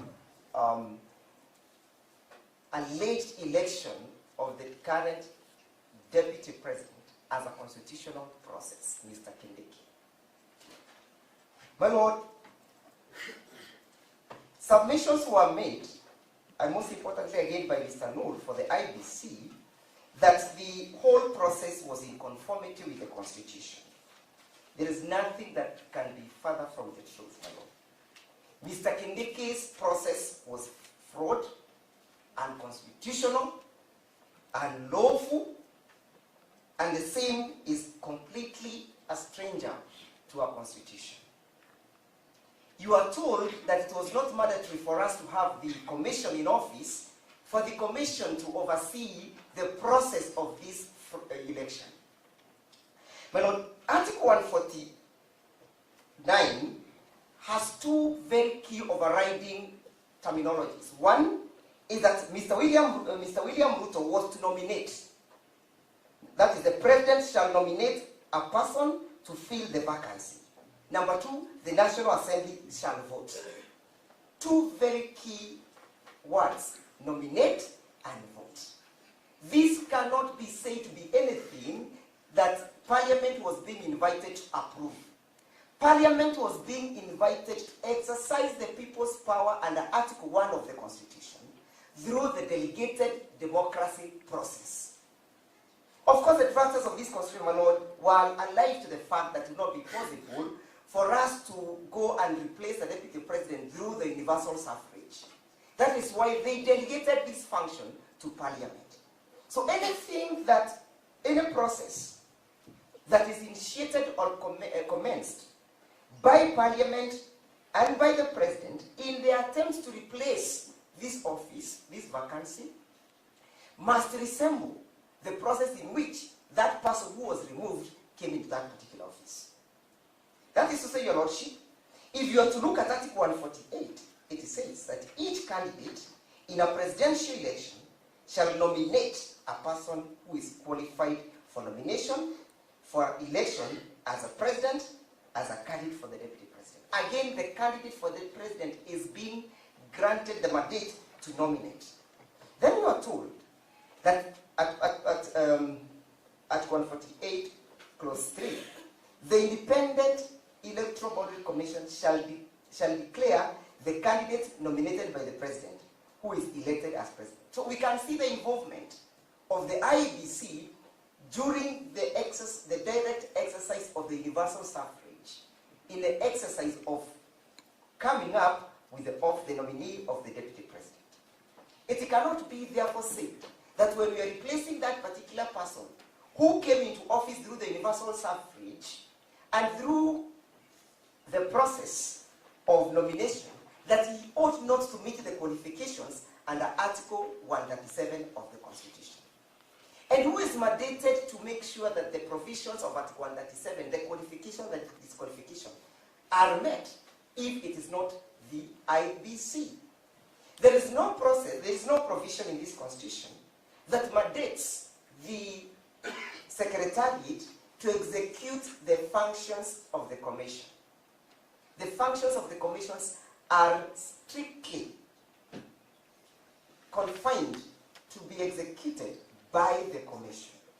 The argument, therefore, that when Mr. William Ruto wrote to the IBC, he was only seeking for information, we must then ask ourselves, what was the purpose of that information? If the purpose was not meant to replace an office, to replace a vacancy.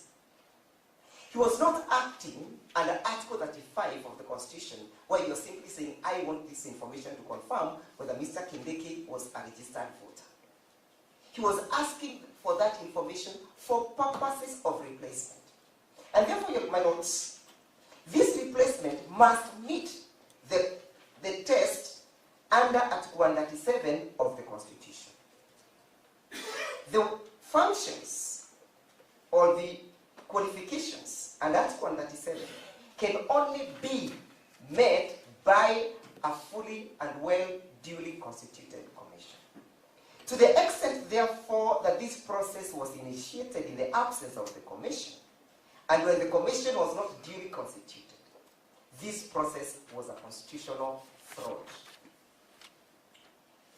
There was no one to decide whether or not Mr. Kindiki had met the qualifications designed under Article 137 of the Constitution. And if you want to know that the Commission must be involved in this process, look at its functions, the function the Commission is playing under Article 148.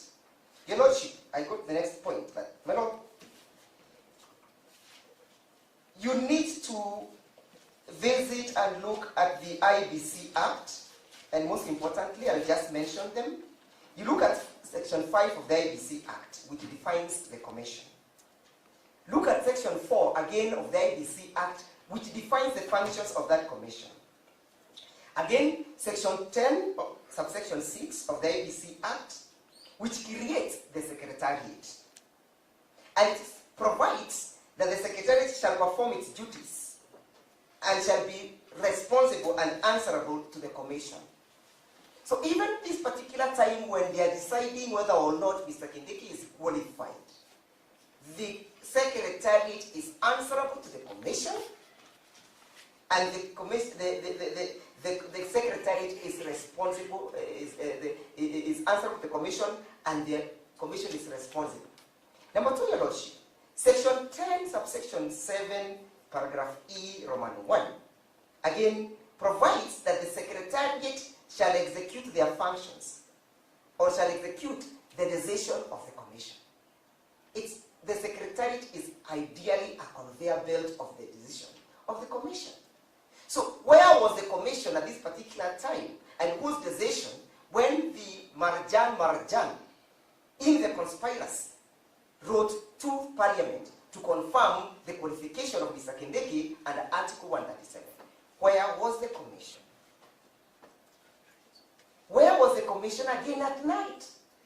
Mr. Marjan, he cannot replace the Commission. If the people of Kenya, by Parliament, wanted Marjan to execute his functions, they would have expressly said so.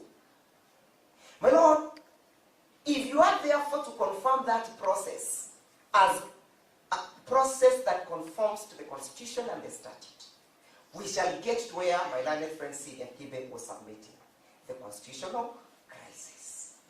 You shall have affirmed a person to hold office fraudulently. That person, to the extent that he was nominated and purportedly voted by Parliament in contravention of the Constitution and Lordship, it therefore invites you to look at the import of Article 3. Nobody shall be allowed to form government as, may I read it for purpose of clarity?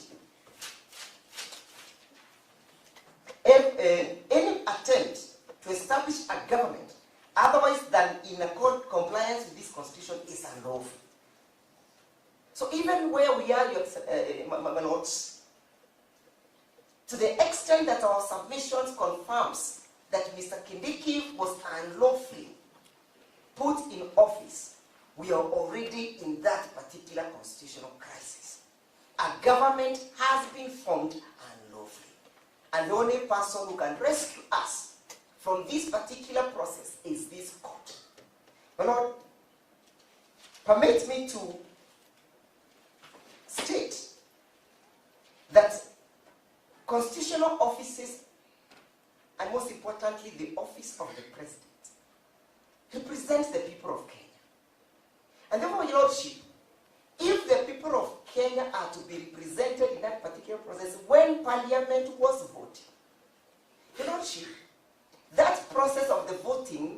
did not derogate the peoples of Kenya's their ability confined, one, under Article 1, number 2, Article 10, number 3, Article 118. Submissions were made that public participation was not necessary when replacing this office.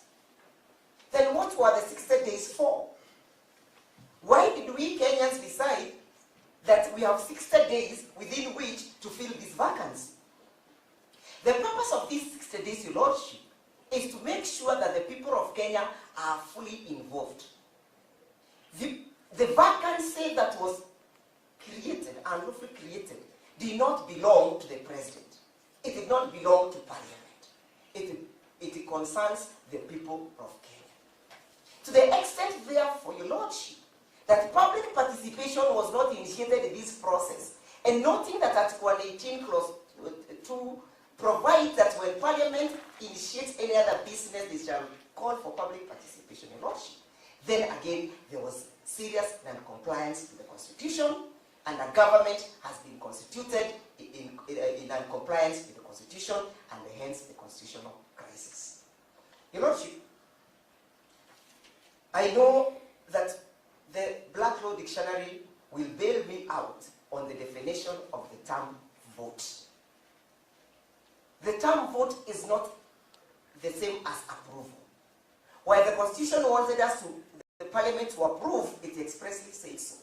This time the Constitution spoke about voting. This voting, Your Lordship, has a meaning that that is the only way the people of Kenya can be involved in the replacement of the vacancy that has occurred. And therefore this vote is similar to the vote that took place on the 9th of August 2022 when His Excellency Rigathi Gachagua was elected. There cannot be any other way that a replacement can be done at night, approvals can be done at night, and then the people of Kenya are told that Parliament has voted on their behalf. That's a fraud. Your Lordship, permit me to state that on the issue of the impeachment, my learned senior, the Senator for Kisumu, Professor Ojienda, submitted on the gazettement of the impeachment. That gazette, Your Lordship, is a gazette dated 9th of October. If you look at the wording of that particular gazette, it says, pursuant to Article 145, Clause 3, Paragraph A. That is to say, of the Constitution and Standing Order number 78, Sub-Order 1. That is to say that the Deputy President's impeachment was commenced pursuant to Article 145, Clause 3, Paragraph A of the Constitution. I dare submit, Your Lordship, that there is, though the office of the Deputy President and the Presidents are derivative, they are distinct in their functions, and that, Your Lordship, that distinction is what invited the people of Kenya to enact Article 150 of the Constitution, so that there can be clear distinction in the manner in which these offices are managed. Your Lordship, the removal of a Deputy President is provided for under Article 150 and not Article 145. So this Gazette notice commenced the process of removal of a Deputy President as though they were impeaching a president. That is a fundamental constitutional error. It's an error because, Your Lordship, the people of Kenya were not daft that they deemed it fit to enact Article 150. And of course, Your Lordship, the reason why this gazettement or this impeachment was commenced under Article 145 is because they wanted to run away from the import of Article 150, Clause 2, which required Parliament and the Senate to modify this process. This modification, Your Lordship, has been submitted before. I actually submitted at length on it.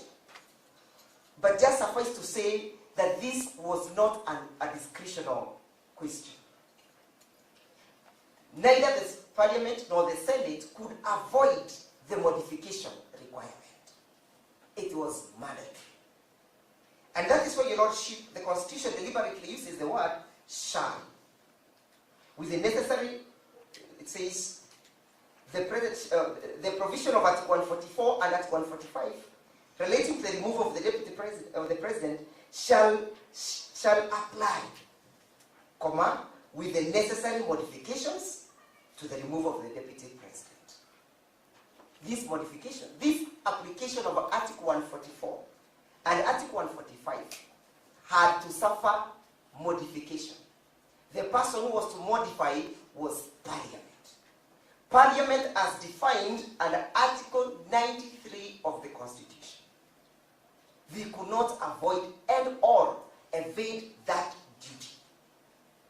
To the extent, therefore, that the commencement of the impeachment process was initiated by the Senate pursuant to the wrong article of the Constitution, Your Lordship, then this cannot be said that's an impeachment that can stand. They were so much in a haste that anything that was supposed to go wrong went wrong. Who should benefit with these transgressions? Should the Senate, should the person who was in pursuit of His Excellency Rigathi Gachagua benefit? Should it be Mr. Kindiki? It is the people of Kenya who should benefit from the provisions of this Constitution by upholding it. Your Lordship, you are told that His Excellency Rigathi Gachagua had filed affidavits and responses. And therefore, there was no necessity for him to appear and defend himself. Suffice to note, Your Lordship, once more, that His Excellency Rigathi Gachagua was the only witness that the defense was to mount for his case. Your Lordship, this was not a trial by way of affidavits. It was a viva voce process.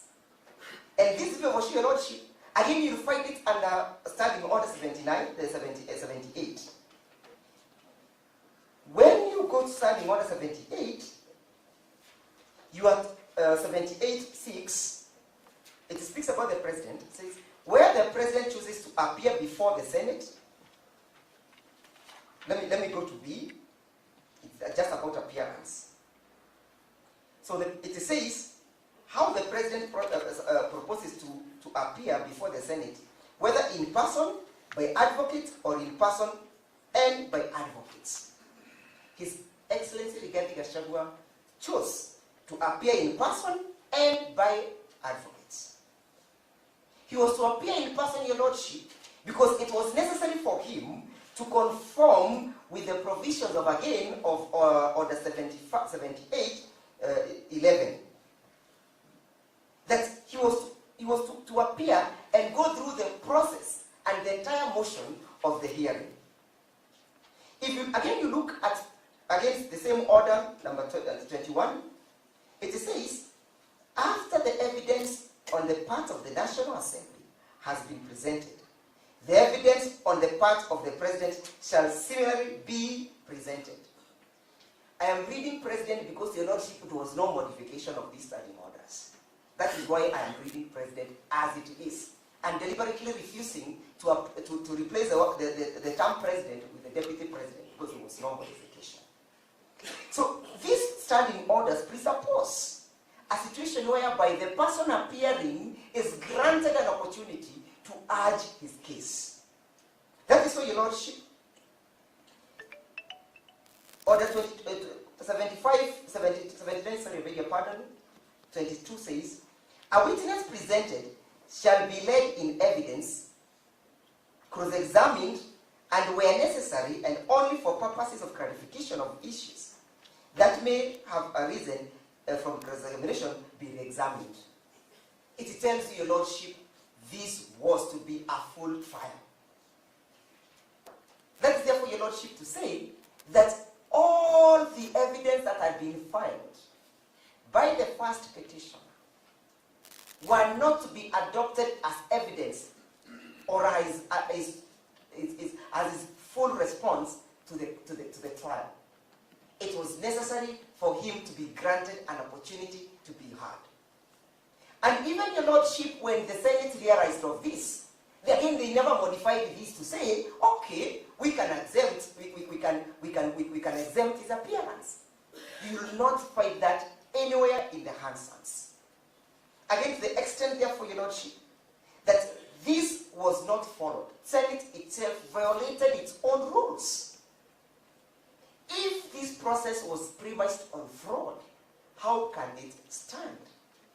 Your Lordship, permit me to state that affidavits and the responses that had been filed could not have been taken to amount as a full response for His Excellency Rigathi Gachagua. There was need for the Senate to hear him. Why do I say so, Your Lordship? Because before the Senate decides to impeach or not, there is a duty to find out whether the charges have been substantiated. Substantiating of charges, my Lordship, my Lord, my Lady, I understand it to mean that all parties have brought their evidence, the Senate had the opportunity to evaluate that evidence, and then they have, on balance of probability, they know which side the scale tilts to. If the Deputy President was never granted that opportunity, can those charges be said to have been substantiated? Substantiating of these charges meant that one, Rigathi Gachagua, was to lose his seat. But remember, Your Lordship, the process of losing this seat must be a constitutional process. If, Your Lordship, there was no substantiation of these charges, how did the Senate arrive at voting, even for those charges that they upheld? One-sided process. Can it stand in law? We'll be making a mockery of our Constitution if you are to say that the impeachment ought to stand. We'll be a laughingstock of this continent and those other countries that are striving to achieve the steps that we have democratically achieved. That is why it is important, Your Lordship, to follow what my learned friend Mr. Kibe has indicated, that you have a monumental opportunity to speak even better than the South Africans. Because the South Africans' case did not get where we are. I would love to hear that the people in Uganda, people in Canada, people in Australia are quoting a judgment that was presided over by none other but Justice Evans, but Justice Morima, and Justice Moran. There's no Evans on this panel. Leadership. There's no Evans on this panel. Sorry, Eric, sorry. I beg your pardon. Justice Eric. Thank you, Lordship. So, my Lord Justice Eric, I would love to see your judgment being quoted all over this world. What a good day for you. What a good day for the country. What even a good day, perhaps, for your grandchildren. What a good day, my lady. What a good day. My Lord, permit me, as I sum up, to refer you to just one more issue about Mr. Mukele's submission. Mr. Mukele's submissions was that the whole process, despite the pronouncement by the Wambora's case, that we are not engaged in a quasi-judicial process. He even tried to say that when we submitted that Senate was sitting as a tribunal, that Senate was not sitting as a tribunal. Your Lordship, when my learned friend, Professor Ojeda, was submitting, he kept on referring to the Senate as a court. So, Your Lordship, the question of whether or not the Senate was sitting as a tribunal or a court or not, it was sitting as a quasi-judicial body, and it was mandated to ensure that all processes that concern itself with fair trial were observed. And perhaps it's important to note that Mr. Mukele and my learned friend, Professor Ojeda, admitted the non-existence of a statute or standing orders guiding the process of impeachment. Coming back, Your Lordship, to my final submission, whether or not this court can look into the works of the Senate, review it, and arrive at a decision, Your Lordship, it's my humble submission, Your Lordship, that your hands are not tied. They're not tied, Your Lordship, because at 165, clause 3, paragraph D, Roman 2, confers you with the power to interrogate whether anything said to be done has been done in accordance to this Constitution. This thing includes the admissibility of evidence. It includes the relevance of this evidence. You are not stopped from confirming whether the Evidence Act was applied. You are not stopped from interrogating whether there was relevance in the materials that were brought before the Senate. The question whether anything said to be done under the authority of the Constitution or any other law is inconsistent. If you find that the threshold of the evidence that was brought was not sufficient to impeach, then you must find it so. Your Lordship, again, Article 165, Clause 6. Again, you are told that you also have the power, the supervisory jurisdiction power. The High Court has supervisory jurisdiction over the subordinate courts and over any person, body, or authority exercising judicial or quasi-judicial functions. You still have the power to supervise the Senate. The Senate functions falls under your supervisory jurisdiction pursuant to this provision. When you're interrogating this, Your Lordship, you are not even barred to confirm whether or not what the members of the Senate contributed spoke to the motion. You are not barred from interrogating whether there was nexus between what they submitted in their effort to find that the motion was substantiated or not. Relevance and admissibility. Your Lordship, finally permit me just to draw your attentions to the state South African judgment. I'll refer you to I'll just quote the paragraphs and the page. Paragraph 38 of the state judgment at page 20. Paragraph 63 at page 30.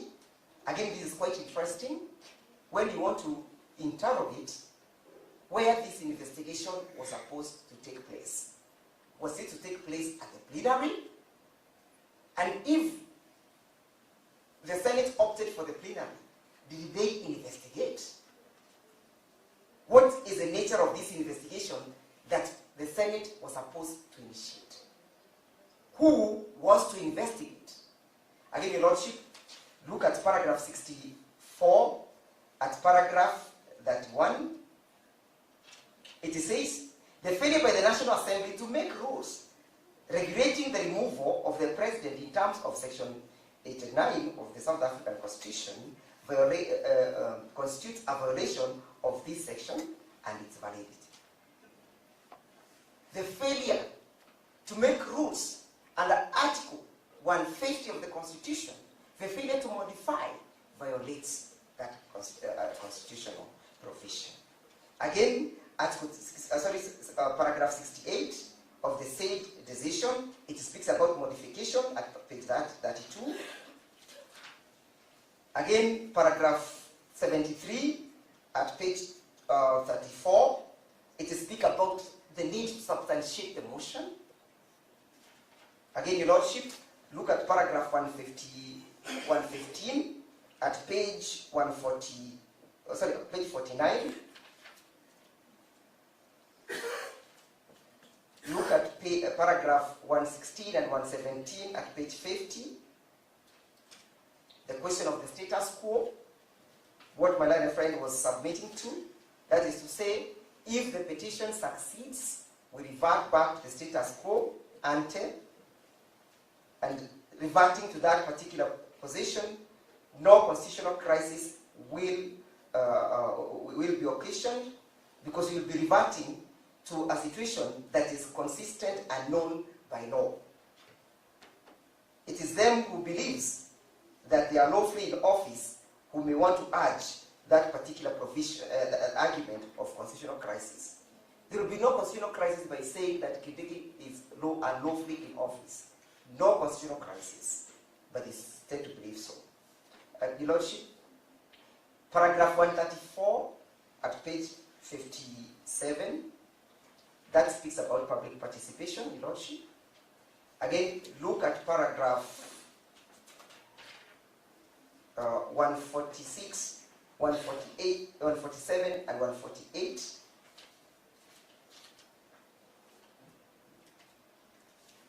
And finally, Your Lordship, I try to highlight what I find relevant. Look at paragraph 155 of the Constitution of the said judgment. And my Lord, it deals again with the issue of the failure to modify the rules. Your Lordship, I want to urge you to find that there was no impeachment at all, and that whatever happened at the Senate was a mockery of justice, a atrocity to the Constitution, a violation, and it is amount to serious contempt on the part of the people of Kenya. Your Lordship, speak as if you will never speak any other time. Your Lordship, speak for the people to hear. Speak for the people of Kenya. Your Lordship, the fate of this Constitution squarely rests on your hands. The fate of our democracy squarely rests on your hands. The fate of the people's power, the sovereignty of the people, and the ability of the people to govern themselves and decide the government that they want to be governed and the mode of governance rests on your hands. The baby is with you, Your Lordship. You may choose to kill it or to give life to it.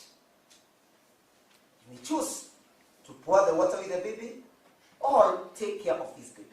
This baby is only 15 years old, Your Lordship. The Constitution is only 15 years. Let it be preserved by your power. Most obliged.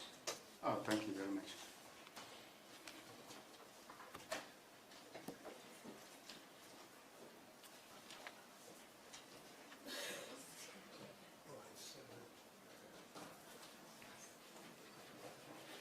Good afternoon, Your Lordships and my lady. Good afternoon. Morara Omoke, counsel for the 43rd petitioner. The first thing is that, Your Lordship, you asked a question during the argument by the respondents on whether we can determine the quantity or the amount of public participation required in such a process. And I took some research for the court. I hope you can accept.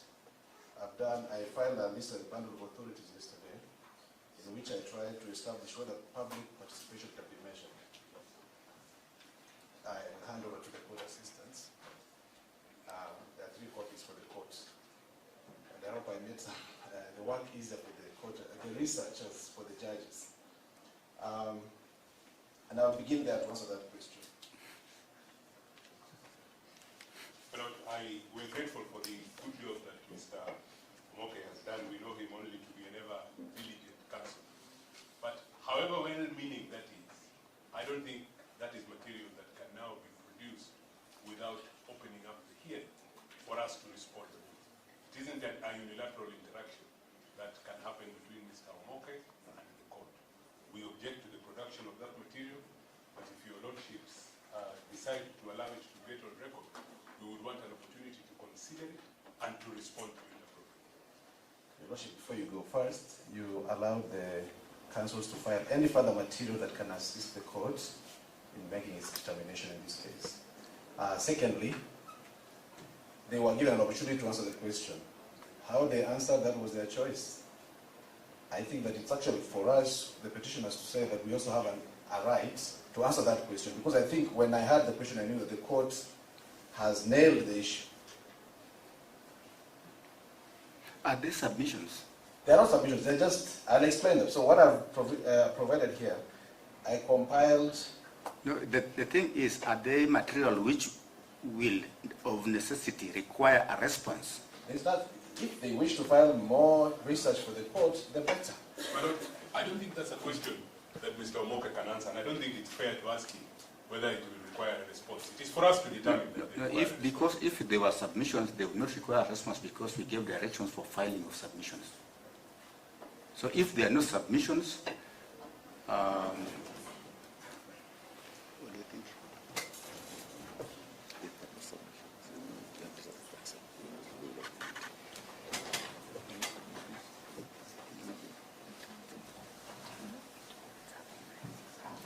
Mr. Omoke, if there are no submissions, unfortunately, we cannot admit them at this stage. Your Lordship, then am I allowed to answer the question you asked? How do we measure public participation? Yes, that is, you are submitting, you are allowed to submit. And my answer is based on the material in these documents. But this is not the stage at which we can accept that material. I think you also know. Your Lordship, just for record, yes, you actually ordered in the last time we were before you, that if there is any material that can assist the court, including the South African case, but whichever material, that was good because we did it. But you see, every material must be responded to. If you file a material, it has to be responded to. And I don't think we are in a situation to adjourn these matters again for purposes of other responses. Your Lordship, this is to help the court to answer the question. I believe that they can be allowed to file if they so desire. In fact, some of the documents I filed here, they are matters of judicial notice because they are documents, policy papers, from two of them from the Office of the Attorney General. And perhaps I think it's good for the court to have a look at the material as you decide that objection. Kindly. Mr. Omoke, I think the court has already given its position. The materials are not submissions. Those are substantive documents which by right the other party must respond to. So we've made a position, we are not accepting. If you have anything to say in submissions, maybe, but not in reference to those materials. Thank you. Thank you, Your Lordship. So I will proceed to answer the question. The question the court asked was, how do we determine how much public participation is enough? And that question is important because we've looked at the judicial precedents that have come out of the courts, which have given descriptions. They have described what kind of public participation is expected of any process. To answer the question, I went back to Article 10 and I restudied the article.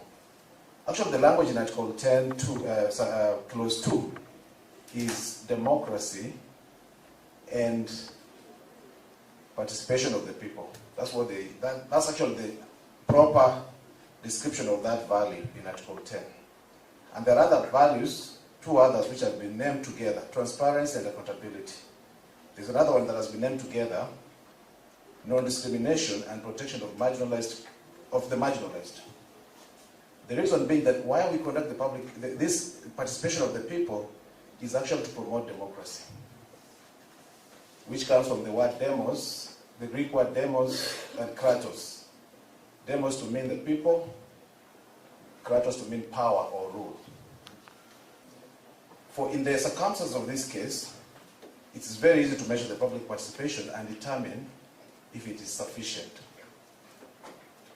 Parliament has confirmed before the court that they collected views from 200,000 people. A matter of judicial notice, in the last election there were 22.1 billion registered voters. The number has increased a little bit at the moment, but going back to 2024 it was around that 22.1 billion. The population of the people in Kenya from the last census was about 55 million. Now it's about 58.5 million people. A quick calculation, if you take the 200,000 people, divide by the population, whether you work with 58, whether it's 58.5, it tells you that the parliament was only able to hear from about 0.03% of the people. That's from a numerical standpoint. So when you go back to the decisions of these courts, of our courts on this subject, they have given a lengthy descriptions that the public participation should be real, it should not be illusory.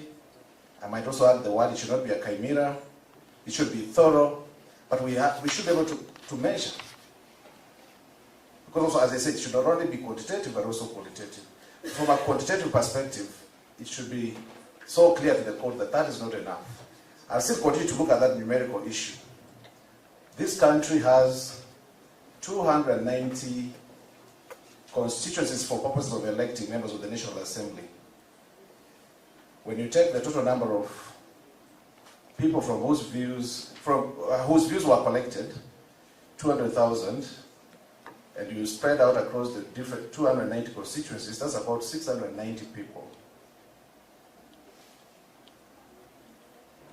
I heard someone say it's a lot. It's extremely small. It's like a drop. It's like a sand particle in the ocean when you look at the full scheme of things. From a county perspective, 47 counties, 4,225 on average. I'll take an example of the county where I reside, Kiambu County, which has about 1.2 million voters. Again, an issue of judicial notice from the last, the data from 2022. If you hear from only 4,225 people, I think that's extremely small. So I'll ask the court to apply that test. Look at the numerical aspect.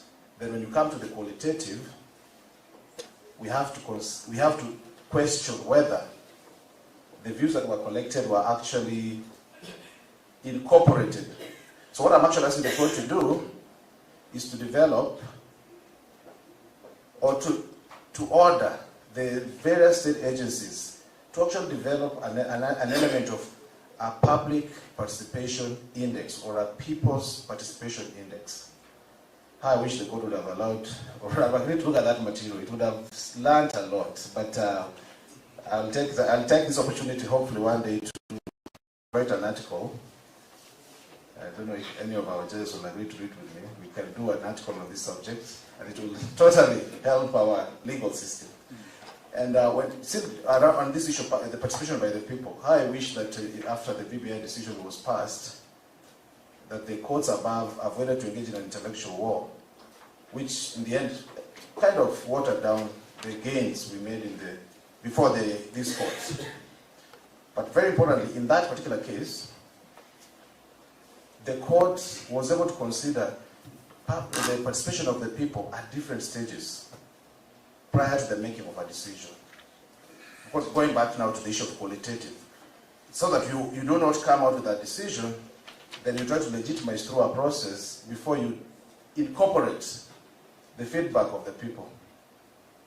So in the BBI case, which I'm very proud of, having participated extensively, we were able to show the court that when they went around collecting those views, when they went around the country in the name of building bridges, they did, which was supposed to be subject to the referendum. But we were able to show that that bill that they came out with was not a product of proper participation of the people. So that such that before they formulated it, they should have come out and said, after going through the various sittings, which were actually done, as I said back then, in the five-star hotels, when they went on and collected views for that report, the BBI report, and later decided to crystallize some of those ideas into the bill that was to be subject to the referendum, they should have actually come back to the people, hear from the people, and hopefully even collect views and refine the documents before it went through the various processes at the counties, the National Assembly, and which, as you remember those days, also we experienced a moment of magical speeds in this country when something was done with major level of efficiency by our parliament. They were required in the judgment that they ought to have collected the views from the people, refine the document, then continue with the rest of the process. In the current case before you, it's not been disputed by any of the respondents that prior to the bringing of the motion before the National Assembly, there was no element of public participation. What actually ought to have been done by the 9th respondent, I believe, Mutuse, he should have started back at his constituency, get views, try to speak to the people before he crystallized the motion. That was not the case. In terms of processing the feedback of the people, once they conducted, later on the National Assembly conducted the public participation, well, I believe it was done about 9 hours, for about less than 9 hours, when I counted the hours, at least they should have made an attempt to process the feedback and even refine the motion again before it was subjected to a vote, and then maybe if it went through, forwarded to the Senate. Which will bring me, as I close this submission, to the decision that was passed or delivered in this particular litigation, but in a different petition, E550 of 2024, by the Honorable Chacha Mwita, when he was making a decision on the request for conservatory orders. That's when the process was at the National Assembly. I hope that decision ought to be part of this record. There is something he said which some of my colleagues have spoken to, that when it comes to constitutional violation, there is no violation that is beyond the reach of the Constitution. As long as an act is a violation, the Constitution will not spare. It cannot spare such an act. And that's when this court swings into action. This court it must intervene and declare any such act by the name it deserves. It's so sad that in this country sometimes the people who are in charge are people that hate the Constitution, hate the people. And what I'm asking the court is to do something which is simple. Protect the Constitution, for when you protect the Constitution, you protect the Republic. And when you protect the Republic, you protect the people. Thank you very much. And I'll ask my colleague to make a short submission as well.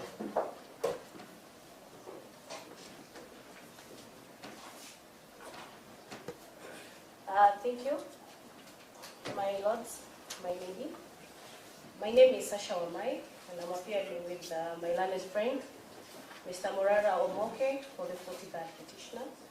And I want to submit my rejoinder on two issues. First being the numerical threshold, and the second being the justiciability of impeachment proceedings. My lords and my lady, my learned friend, Mr. Moshemi, who appeared for the 9th respondent, heavily relied on the numerical threshold. However, I respectfully submit that the impeachment under Constitution of Kenya 2010 is not a merely arithmetic exercise.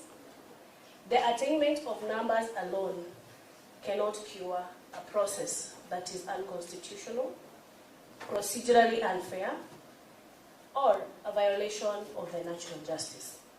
And this, my lords and my lady, I want to quote Article 10 of the Constitution that obligates Parliament as one of the state organs to uphold the provisions. And I won't read because of the interest of time, and I am very determined to join Morara Omoke in the high regards he commands before this high honorable court in timekeeping. So I will not go into details. Article 47 that guarantees that every person has the right to fair administrative action. And in this case, numerical threshold cannot overlook these provisions of fair administrative action. And also we can read together with Article 47 to Sub-Article 2. Further, we look at Article 50 of the Constitution that secures the right to fair hearing, numbers notwithstanding. My learned senior, Mr. Masharia, tackled this extensively and so I will not belabor that point. My lords and my lady, it is imperative to note that impeachment proceedings, though political in form, assume quasi-judicial character because they carry grave, and I quote the word grave, constitutional consequences. Under Article 75(3), it provides that a person who is dismissed from office for contravention of the Constitution is disqualified from holding any other state office. My lords, my lady, this is too much for one person to bear. As aptly put by my learned colleague, Mr. Ndiye Kiboko, adherence to Article 150, 1 and 2 of the Constitution is very necessary in this case.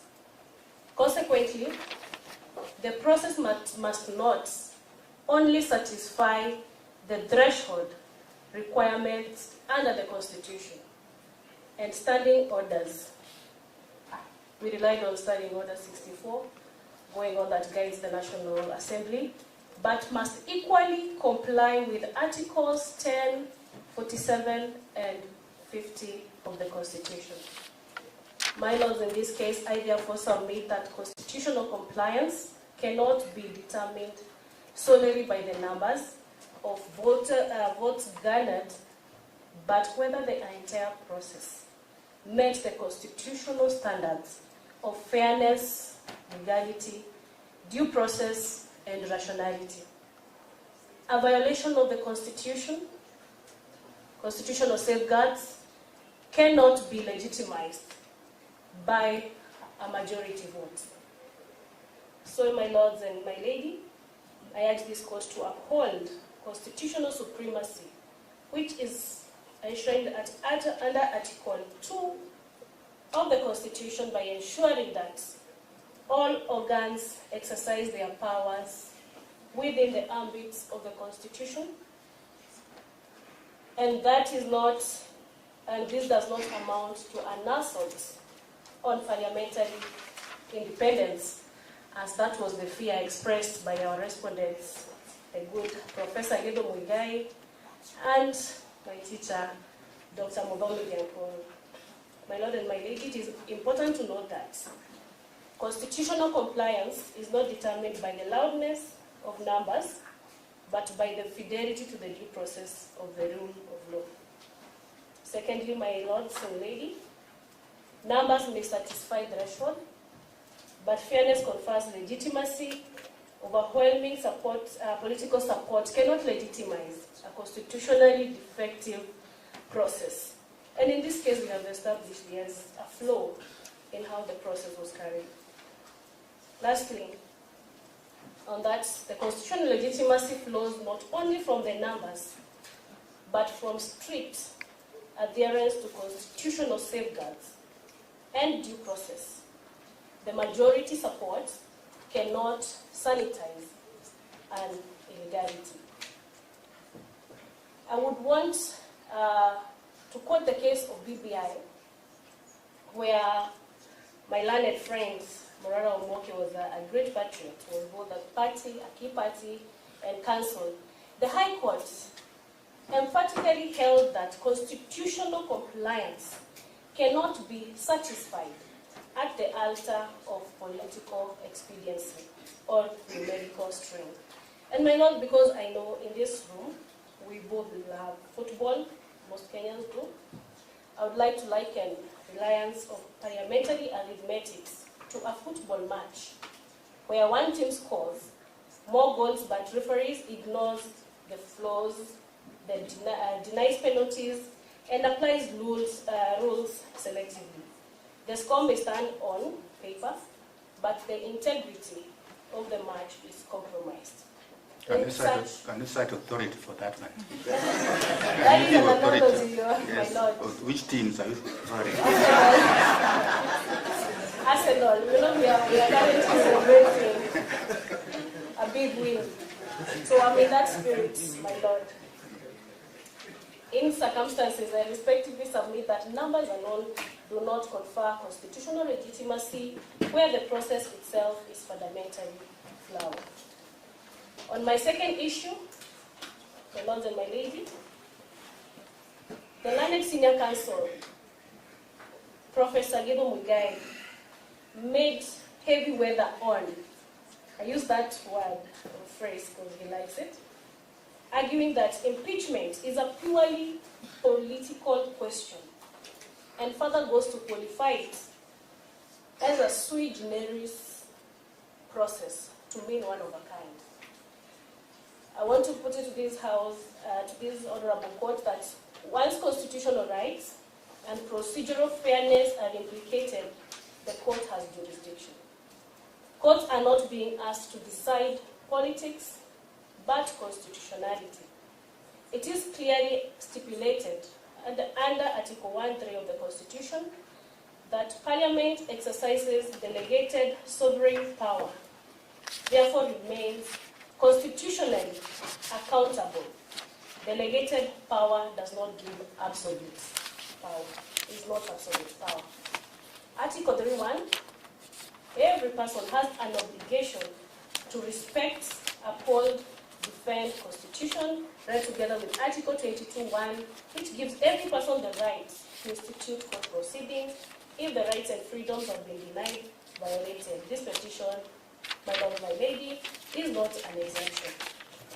Article 165 of the Constitution, under subsection 2b, this court is bestowed jurisdiction to determine whether a right or a fundamental freedom has been denied or violated. I'll quote the BBI case. It was settled with finality and clarity, and it was held that political questions do not become immune from judicial review simply because they are politically sensitive. It is further quoted, the provisions under 165(2)b are stated above, which gives this court jurisdiction to determine the question on fundamental and Bill of Rights. Every exercise of power is reviewable for constitutionality. And the doctrine, which has been relied on, of separation of power, does not erect a constitutional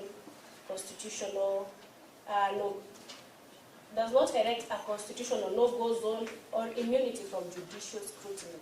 Finally, my lord, my lady, I want to rely on the case of Gachagua versus National Assembly and 3 others.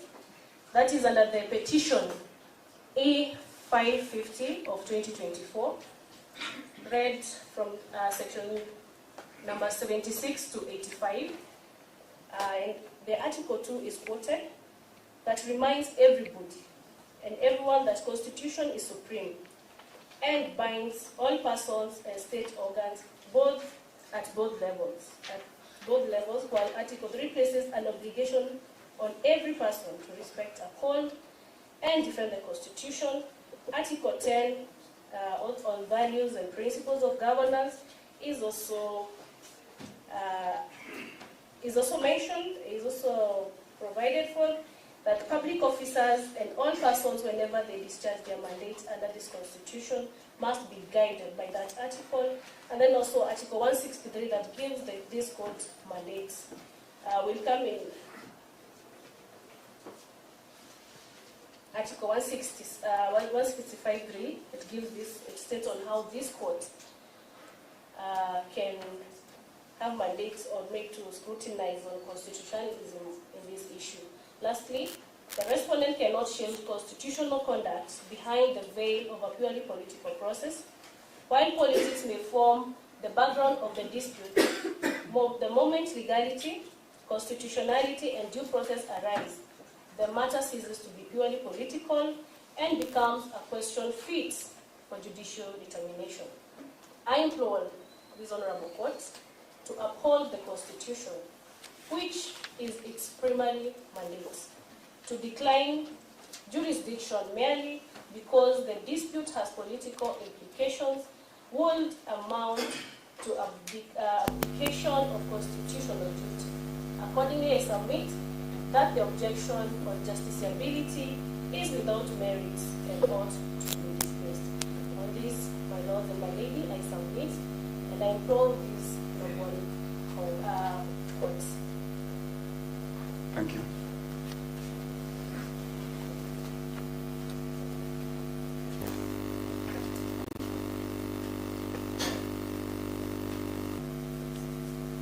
My lords, your ladyship, one of the issues that this court is being called upon to decide and determine is whether the first petition was accorded a fair trial in the impeachment proceedings by the Senate.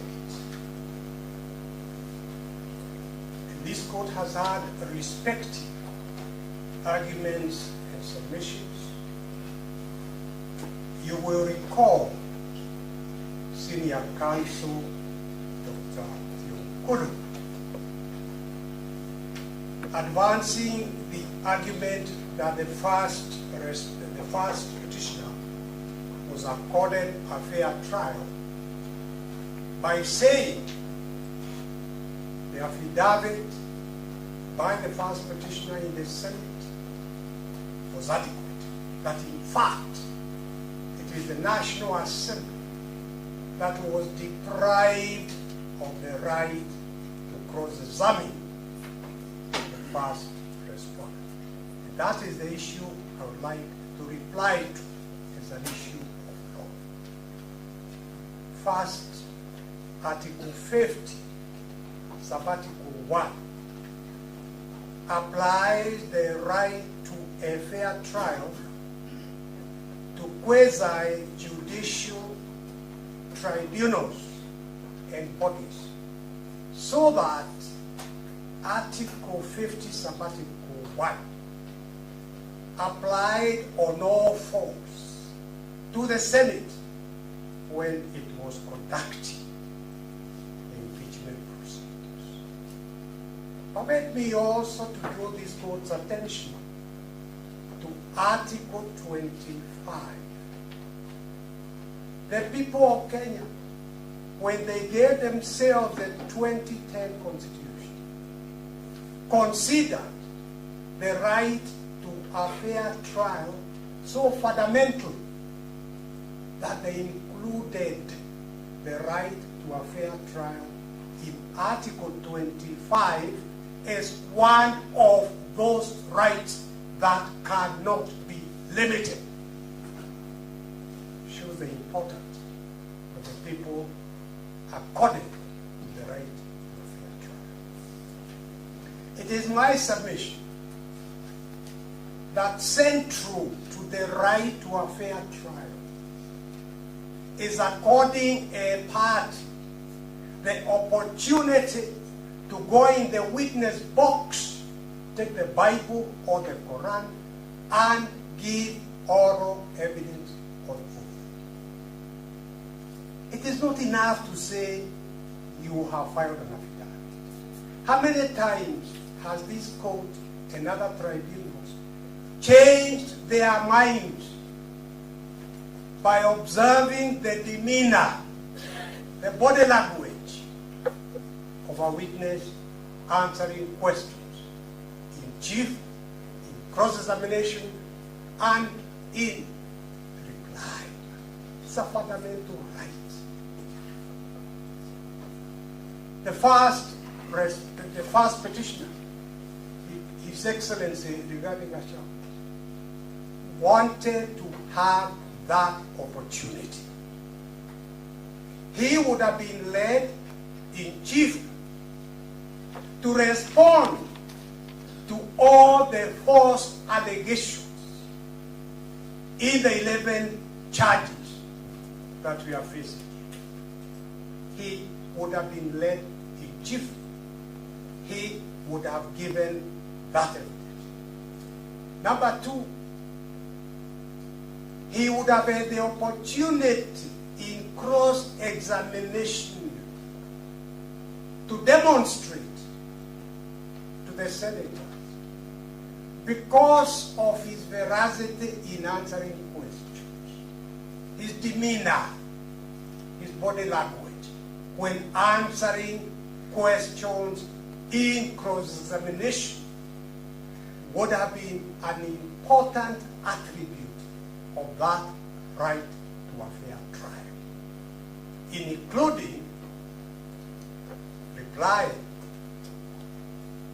in such a fundamental matter as removal from office as deputy president, having been elected by over 7 million Kenyans. That right to a fair trial, the denial to accord him that opportunity amounted to a gross violation of his constitutional right to a fair trial. And my Lord, your leadership, this point, this submission that I'm making about the importance of the tribunal, the Senate in this case, having the opportunity to see the veracity, is a witness prevaricating, hesitating in answering questions, or is he confidently answering the questions without hesitation? That opportunity for the first petitioner here to have persuaded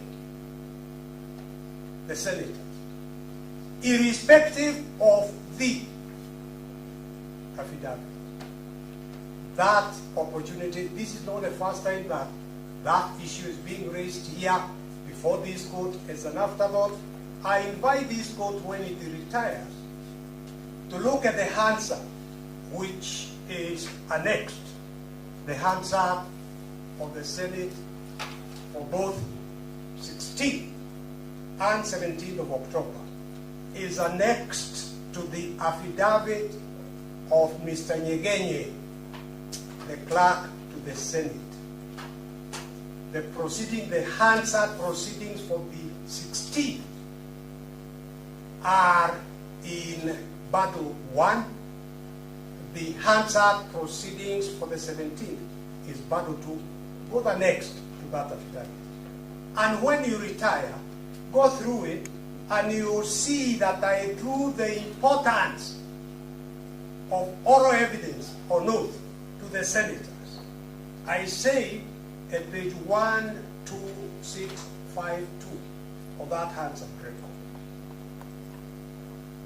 I say point number 2 is the importance of honorable senators to see with their own eyes how a witness withstands cross-examination. There are many times when different impressions will be given by a written document, and yet when cross-examination takes place, individuals change their minds. One can only make a decision on whether this witness is believable or not when they see his demeanor in person. There is nothing to replace orality through cross-examination. There are many witnesses whose statements will be impressive, and yet when they begin to give evidence orally, that impression changes on the mind of the jury. The deputy president wishes to subject himself to cross-examination and on oath to deal with the evidence given adverse to him by witnesses here, so that honorable senators can have an opportunity of making a decision. Is it the deputy president they believe, or those other witnesses? That opportunity can only come through orality and cross-examination. What this House elects to do, they will make that decision on Tuesday, because the first petitioner was applying for adjournment until the following Tuesday.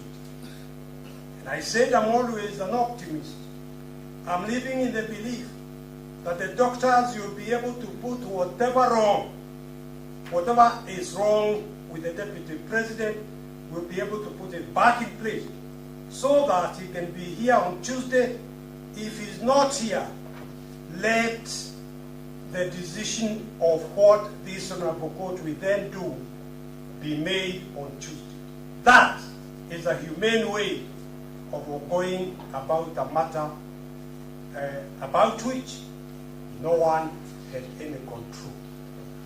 And for the Senate to have deprived that opportunity to the deputy president, the first petitioner, on the basis of their misreading and misapplying Article 145, and of course not taking into account Article 150, that they had to conclude the impeachment within the two hearing dates, 16th and 17th.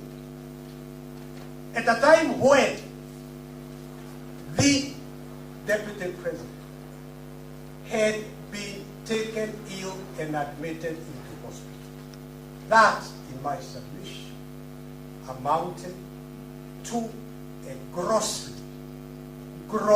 violation of his right to a fair hearing by a quasi-judicial body, the Senate, which could not even be limited.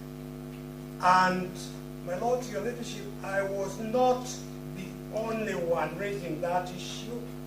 When you go through that Hansard report, page 12677, you will see the senator for Nandi County, not the county of Nairobi, or the county of Kisumu. He actually agreed with me. You will see what he says on record in the Hansard. As I begin, I want to wish my brother and friend Rigathi Gachagua a quick recovery after that unfortunate incident. The ongoing process has largely gone on well until the adherence of Article 50 came up. And he goes on to say, we have not succeeded in giving a fair hearing to the deputy president. That is after he had quoted Article 50.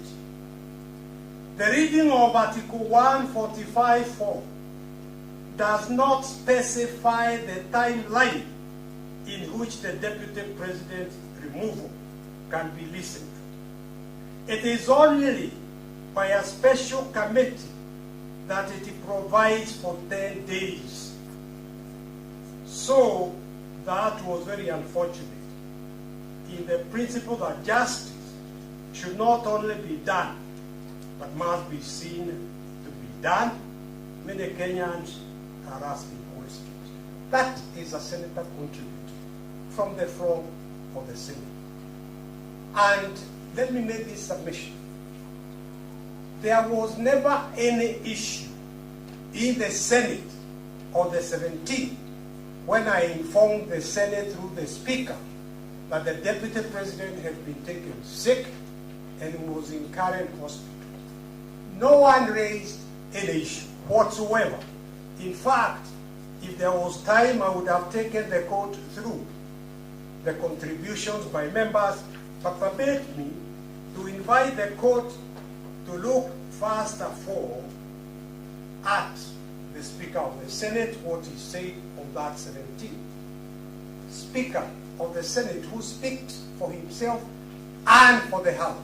And the Speaker said, Honorable Senators, ladies and gentlemen, in conclusion, let me take this opportunity on my own behalf and on behalf of the Senate to convey our sincere sympathies and wishes for quick recovery to His Excellency Rigathi Gachagua, AGH, Deputy President of the Republic of Kenya. That, I submit, should be accorded weight by this honorable court because it is the Speaker accepting that the Deputy President was sick and wishing him quick recovery.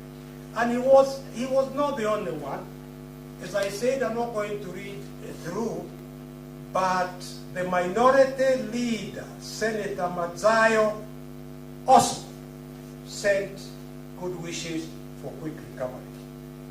Napeana pole zangu kupitia senior counsel, yours truly, kwa sababu client wako ni mgonjwa. Ugonjwa sio jabu.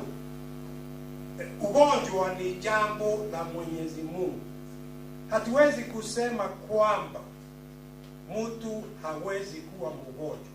Mtu yoyote anaweza kuwa mgonjwa. Kwa hivyo ningependa afikishe pole za Senate. Tunamtakia kila heri. Mwenyezi Mungu ampe nafuu ili tupatane tena. And there are many other senators who sent their wishes, so that the summary is this: the issue of the Deputy President having been taken sick, and he had attended the full day the previous day, 16th of July. He had attended the whole morning of 17th. He only fell sick at lunchtime when he was rushed to hospital. But the point I'm making here is that that was never ever in dispute whatsoever. It was accepted, and because the Senate was a quasi-judicial body, they could have sent their own doctor to Karen Hospital to confirm that the Honorable Rigathi Gachagua was indeed unwell and in hospital. And, my Lord, I made that very, very clear. You will see from page 12648, when I addressed the Senate again through the Deputy Speaker. And I said, Mr. Speaker, sir, I would like to inform honorable senators. My Lord, I'm responding on the issue of a fair trial. To deny somebody an adjournment when that person is admitted sick was a gross miscarriage of justice, a violation of his constitutional right. I don't know. I suspect he just wants to interrupt a point that perhaps No, the point, my lord, is, Honorable Muite is a very senior lawyer. We honestly wouldn't want to interrupt his presentation, but he's making his reply as though he's arguing and rehashing his case afresh, taking you through, I don't know who said what, which aspects of the evidence. It is not another bite at the cherry. I have really, we have consulted here, and it is with a lot of restraint we are forced to make this objection. That is my pupil must have avoiding raising those issues. But when you read statements, when you read renditions and contributions from senators, including some in Kiswahili, which he correctly reads, it is difficult for us to have an opportunity to respond to some of those factual issues which are not legal issues. He can respond on the principle. We are not going to the principle of fair trial, but let him avoid those speeches, especially, and even from Sierra Leone. No citing anything you said in the Senate deliberately. But, my Lord, your ladyship, you will remember my good friend here, senior counsel, in his submission, he said that the Deputy President was faking illness. He wasn't sick. That is the point I am replying to. It's an issue of law. Was he given a fair trial or not? Obviously, if he was faking sickness, then one can argue that he was not, his rights were not violated. So it's very, very important on that issue. And my submission, the Senate never raised on the 17th of October any question as to whether or not Rigathi Gachagua, His Excellency, was sick and was admitted. That is the point, and it is answered, it is them. Professor Tom Ojieda is leading Mukele, Money and Associates. They are the ones who filed this answer. It's part of the record before this report. What harm is there in my strengthening the violation of the constitutional right to a fair trial to a person who is in hospital? And permit me just to draw your attention to it. I said I would like to inform honorable senators that I have been able to contact the doctors at current hospital. There is a team of doctors who are looking after the deputy president because of his condition. I was not able to directly talk to him on the advice of his doctors. They say he must have complete rest for the time being. However, I was informed by his doctors that he is currently suffering intense chest pains, and I did not want to inquire further.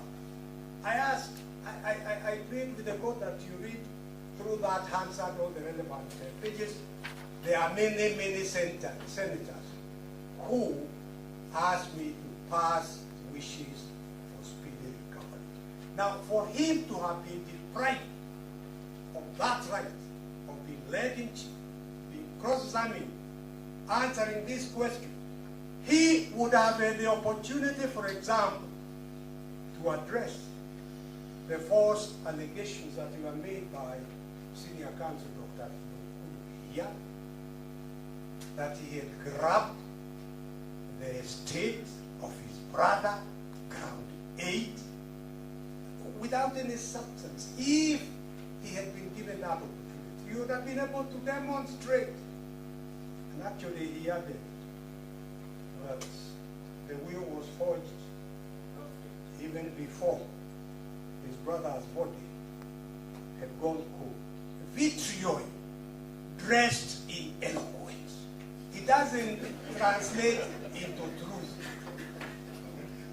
These are issues that Gachagua would have been able to address.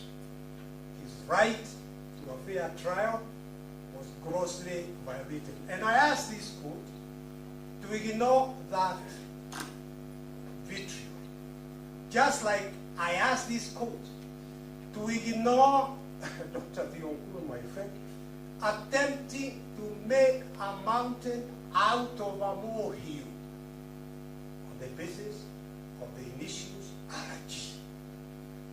Always, this very court does not put the full names of parties to a divorce case in the divorce file. No, they put initials. Why? To respect the constitutional right to privacy. Nothing wrong. And Dr. Gikonyo was here with his file, with the document. I actually expected my colleagues on the opposite side to ask Gikonyo to table the documents he was being accused of not having annexed. He was never asked to table any document. The second point before Professor Tom Ojieda now jumps up a bit.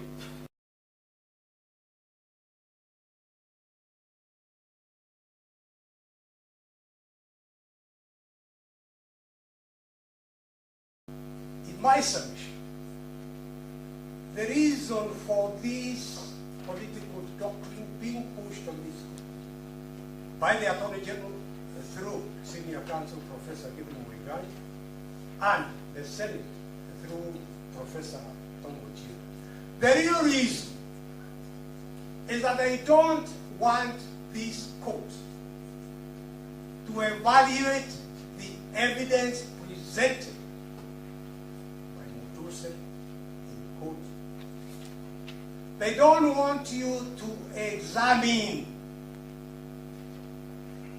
the record, Hansard, of the cross-examination of Mutuse, who was the primary witness, cross-examination by Senior Counsel Elisha Okoya. Why are they trying to stop this court from doing that?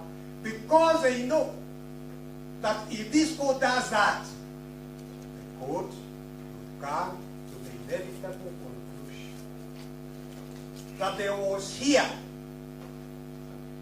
no evidence to form the basis of conviction of even a simple traffic offense, leave alone impeachment of the deputy president. That is why they are telling this court that on the basis of that doctrine, political doctrine, your mandate is to check whether the procedural aspects were complied with by the Senate and by the National Assembly. Procedural aspects. But don't go further to examine the evidence.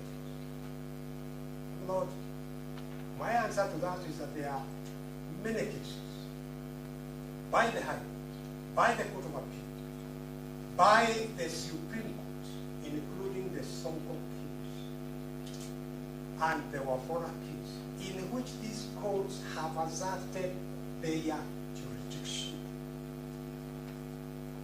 Second point I'd like to make, my Lord, again, the people of Kenya, when they gave themselves the 2010 Constitution, and I invite this court to have a look at Article 1 and Article 2. Article 1 about sovereignty, Article 2 about everybody, every institution, government, being bound by the Constitution. The people of Kenya made two important decisions. First of all, it is not by accident that Article 1 was placed as Article 1 and Article 2 about the supremacy of the Constitution was placed as Article 2. It was because of the importance of the Constitution. So the point I'm making, the submission I'm making here, is that the people of Kenya made two important decisions. One, they placed their confidence, their total trust in the Constitution. They did not place that total trust in the executive, in the National Assembly, or in the Senate, in the Constitution. That's what they did, Article 1 and Article 2. The second important decision they made was that they, the people of Kenya, by ratifying that Constitution, say in Article 165 that it is the court, they place their confidence in the judges of the High Court to interpret and apply the Constitution and decide whether anything said to be done under any law was done within that law or not. That is a jurisdiction, that is a power that cannot be taken by this court for whatever political considerations there might be. My Lord, the 10 days limitation even on a plain reading of Article 145 was in sub-article 4 limited to the special committee doing the investigations. As far as proceedings in the plenaries are concerned, they would have proceeded on the basis of Article 159, sub-Article 8, where no time is prescribed. That thing will be done within a reasonable time. And my Lord, even the Speaker of the Senate had at least agreed to adjourn until Saturday. That motion was moved, put to the members, the senators. They voted against even adjourning to Saturday. And they proceeded. A person sick in hospital, they proceeded to impeach him.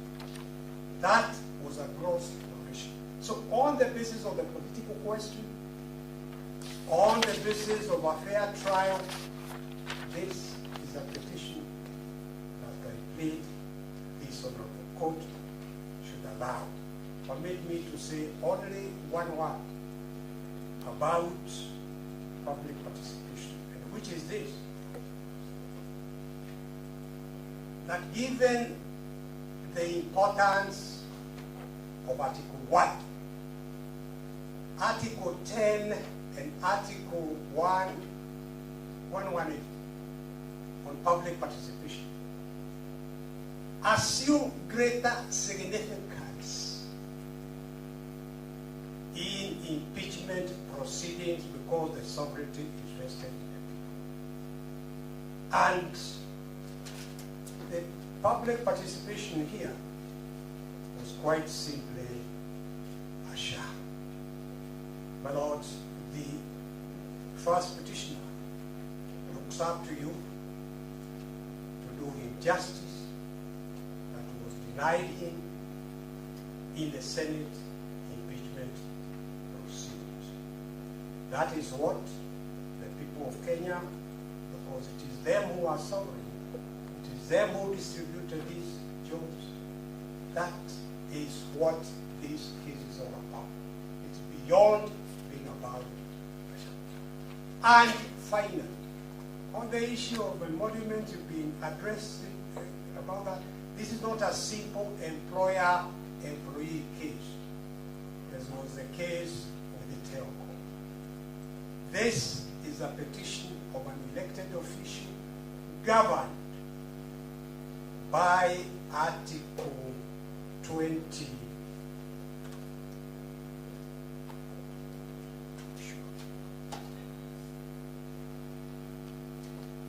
Article 23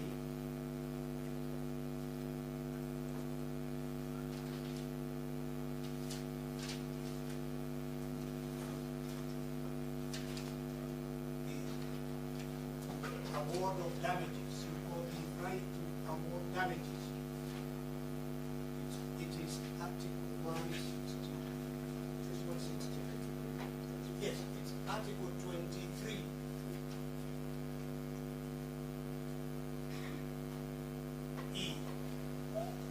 Where the court is given specific jurisdiction to award damages. So I plead that you permit this petition, which will set the president not just for Rigathi Gachagua, but for future impeachment. I thank you. Thank you.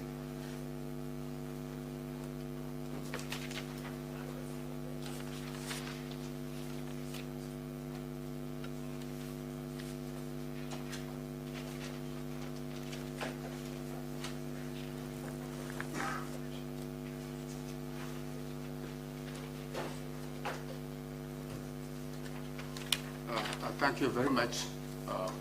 We have come to the end of the proceedings for today. Now reflecting on what you have been submitting upon since this proceeding started. You've been urging us, telling us that when you retire, now we are retiring.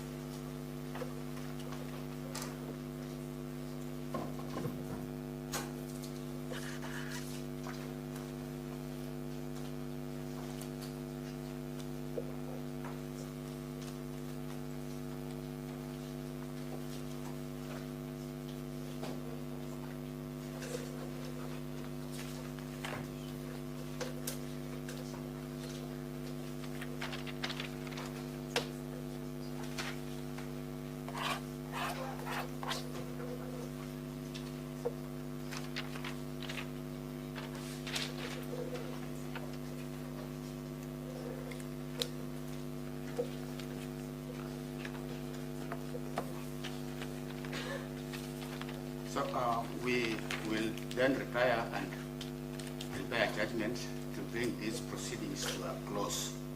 And we hope to do that on 8th of June 2026 in the ceremonial hall at 11 a.m. Perhaps before you do that, I have one issue that I just want to bring to the court's attention and make a suggestion that should hopefully make everybody's life a lot easier. Well, there is the other cohort of petitions in this matter, cohort of petitions that were filed prior to impeachment, and it has a hearing date for Tuesday, Wednesday, and Thursday next week. Well, my suggestion is as follows. Well, the issues in this matter, both cohorts, have been argued exhaustively in this matter. My suggestion, and I believe I speak for many of my learned colleagues, is that the hearing of those cohorts of petitions be penned and be mentioned after the judgment of this one has been delivered, and we can see if there is anything that remains for examination. I think that's a good observation. That is the way it's going to be. Any proceedings in these matters will give directions of CTS on how they will proceed, but certainly they'll be mentioned after we have delivered judgment in this matter. So we'll give directions in the CTS. On the date that they were scheduled to begin.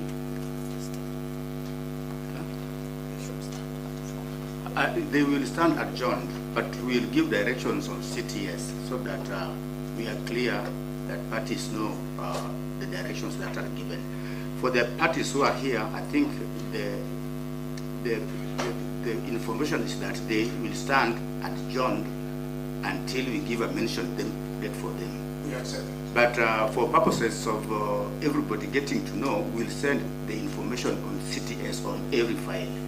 Yes. I'm only raising that issue because while I agree entirely with what my namesake has said, it is best that we proceed in the manner the court has suggested because there are some individuals in that cohort who are not parties in this second cohort. Of course, they need to be present when whatever decision is made. Thank you. I think we just give directions. If I may, this is Harrison Kinyanjuri. I'm in petition 586-24. It's wholly outside the courts. And yet it raises issues that are implicated here. We have a hearing date on the 4th of June. That's before the judgment date that has been given. With tremendous respect, my lords and my ladies, the issues raised in that petition are very weighty and equally implicate these particular proceedings. So that your lordship, I don't know between the 4th of June and the 8th of June, a judgment in that 586 can be rendered. Because your lordship, my lady, your lordships and my lady, my client would stand wholly prejudiced in the circumstances of adjournment without a hearing on a standalone petition. Mr. Kinyanjui, I think you are misinformed. Your matter is coming for a mention, not a hearing. It's coming for a mention on that date. We got a hearing. But we got a hearing. Yes. Hearing date. Let's make it clear. Let's make it clear that these matters are related. All these matters are related, and for the time being, we are rendering a judgment on the current petition on 8th of June 2026. All other matters related to this matter, we are going to give directions on CTS. Thank you very much. However, my lord and my lady, petition 586 says three distinct petitions.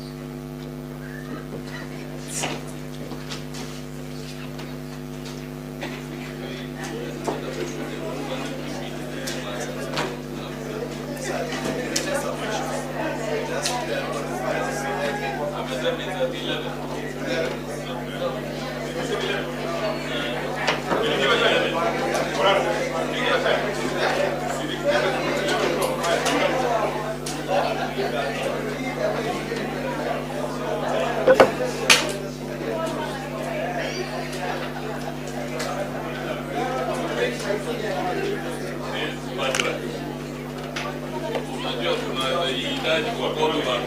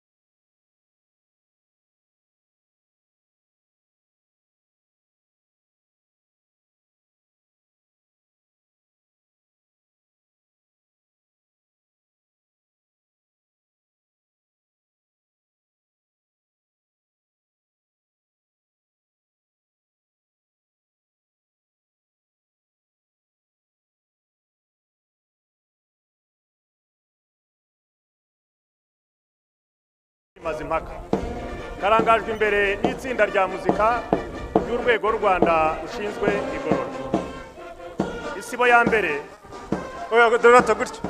iyobowe na Officer Cadet Innocent Uwizeye na Officer Cadet George Noheli. Isibo ya kabiri iyobowe na Officer Cadet Fred Burora na Officer Cadet Robert Mugabe. Isibo ya gatatu iyobowe na Officer Cadet Devota Iradukunda na Officer Cadet Yvonne Bisun. Isibo ya kane ya Officer Cadet iyobowe na Officer Cadet Charles Imanirarora na Officer Cadet Vincent Moreyimana. Isibo ya mbere y'abaherekeje iyobowe na Officer Cadet Josue Iman na Officer Cadet Pierre Celestin Abuhoraho. Isibo ya kabiri y'abaherekeje Officer Cadet iyobowe na Officer Cadet Jarike Dushimimana na Officer Cadet William Rwashana. Parade RSM ni Chief Sergeant Higiro Jean-Marie Vianney. Murakoze.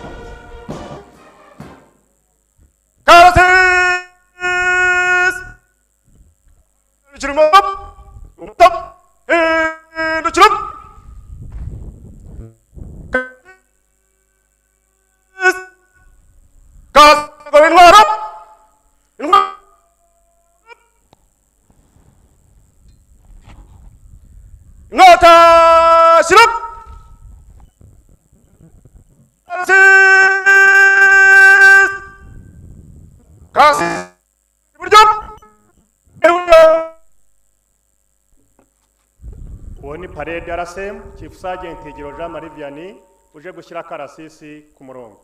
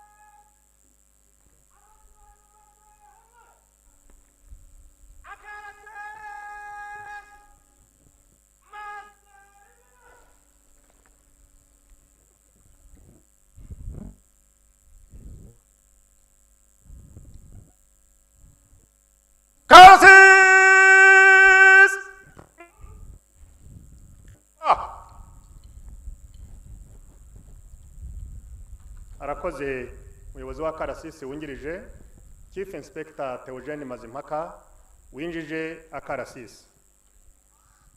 Mukanya katarambiranye murabona itsinda ryiteguye kwakira ibirango by'igihugu biri bukoreshwe mu karasisi. Murakoze.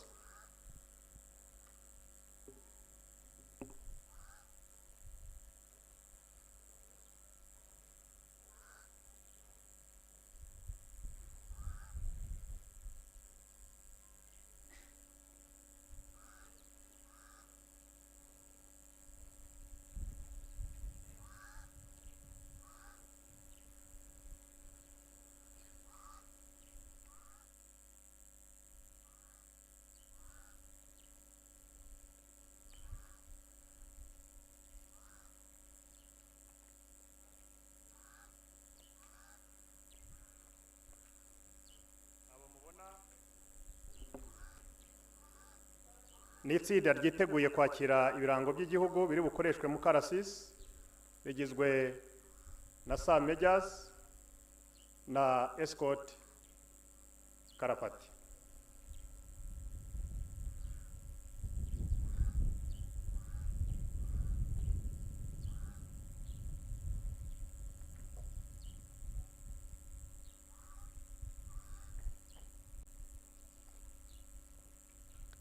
Banyacyubahiro bashyitsi bahire, mu kanya mugiye kubona ibinyabiziga bya RCS na moto bizanye ibirango biri bukoreshwe mu karasisi. Murakoze.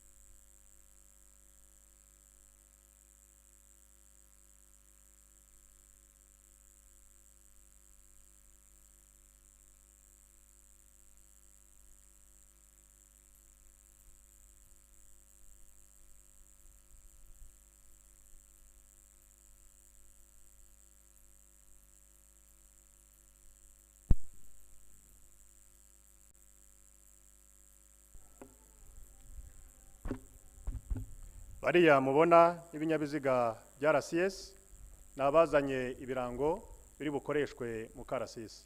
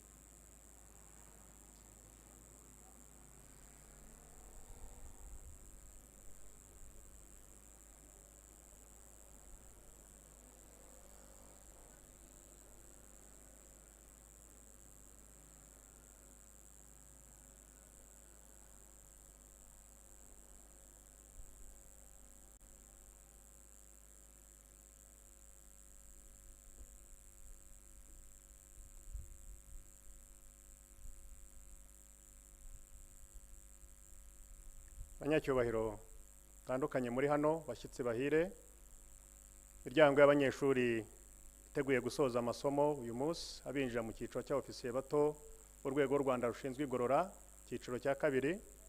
Mu mwanya utarambiranye murabona abofisiye babiri aribo Chief Inspector Jean Bosco Ngabonziza na Chief Inspector Festo Murinzi aribo bagiye gufata inshingano zo kuyobora itsinda ry'ibendera.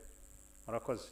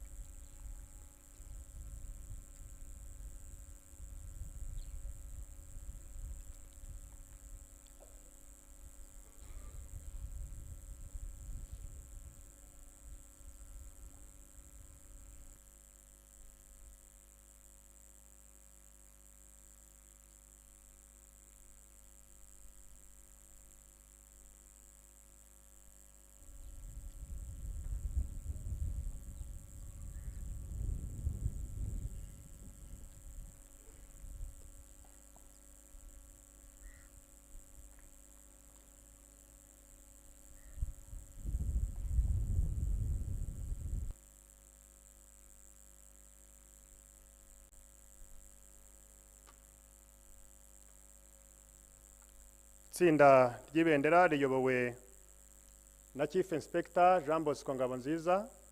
Mu kanya katarambiranye murabona abatunganya amabendera nabo bamanutse bagiye kwegera aho bari bukorere akazi kabo. Murakoze.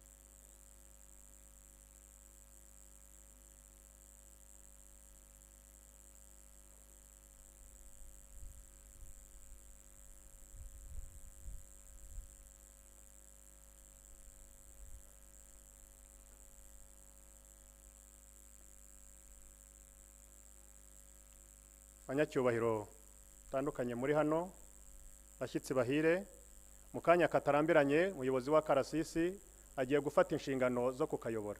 Namara gufata inshingano zo kukayobora ni uri buha amabwiriza itsinda ry'ibendera kwinjira mu karasisi. Murakoze. Funga!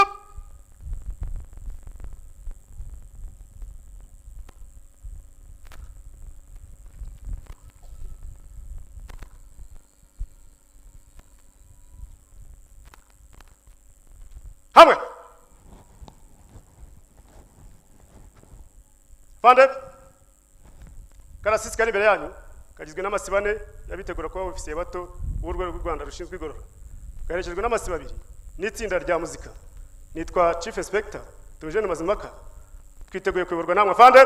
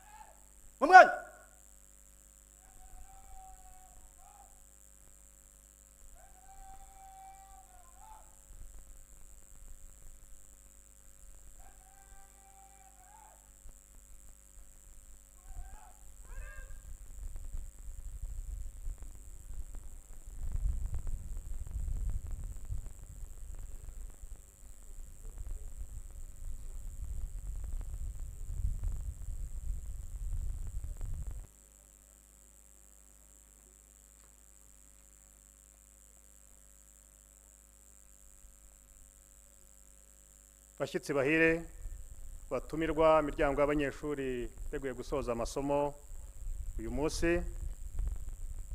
mu mwanya ndi bubasabe guhaguruka tugaha icyubahiro ibendera ry'igihugu cyacu cy'u Rwanda ryinjizwa mu karasisi. Abambaye impuzankano uniform turi bubasabe gutera isaluti, abatayambaye bari busabwe guhagarara bakifata neza gusa. Murakoze.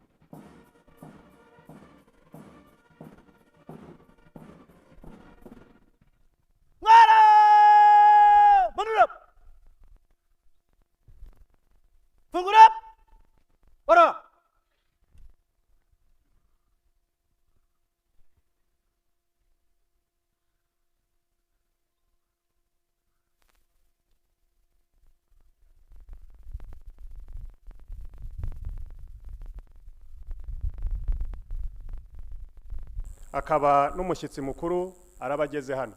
Nagera hano ndi bubasabe guhaguruka tukamwakira tugakomerezaho turirimba indirimbo y'igihugu cyacu. Murakoze.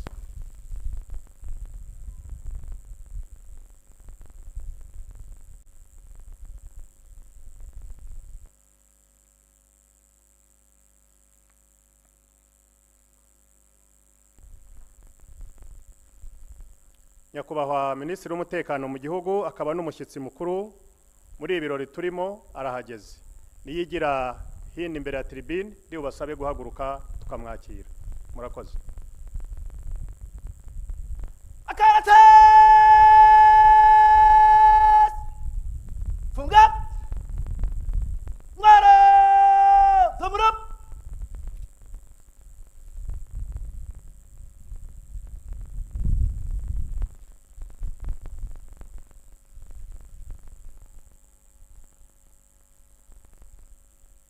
Munyemerere mbasabe muhaguruke twakire nyakubahwa Minisitiri w'Umutekano akaba n'umushyitsi mukuru muri ibirori turimo dukomerezeho turimba n'indirimbo y'igihugu cyacu. Murakoze.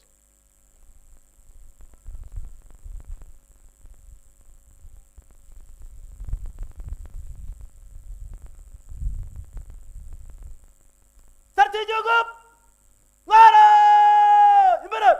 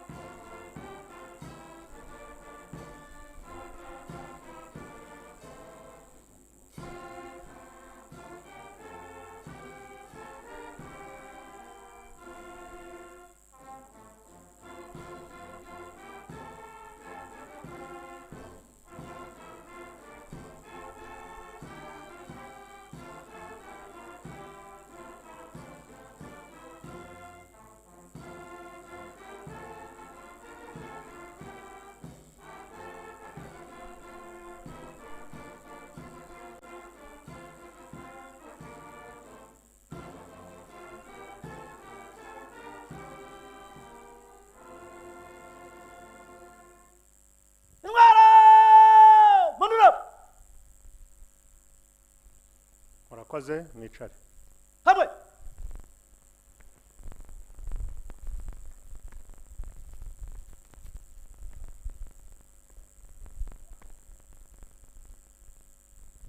Nyakubahwa Mutsi Mukuru, akarasisi kari imbere yanyu kagizwe n'abitegura kwa ofisiye bato mu rwego rw'u Rwanda rushinzwe igorora. Icyiciro cya kabiri bari mu masibo 4, 66 ifunguye. Amasibo 2 yabaherekeje, itsinda ry'ibendera n'itsinda rya muzika y'u Rwanda rushinzwe igorora. Twiteguye kugenzurwa namwe. Nitwa Superintendent Rigathi Munyangeyo, umuyobozi w'akarasisi. Nyakubahwa Mutsi Mukuru.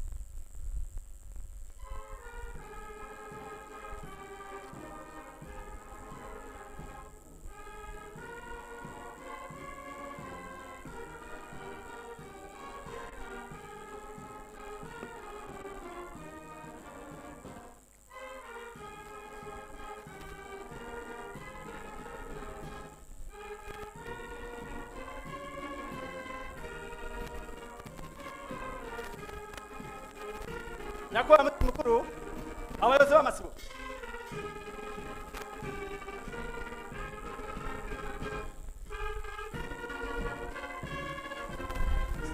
Sibo ya mbere, yowe na Officer Cadet Noel George, na Officer Cadet Innocent Uwizeye.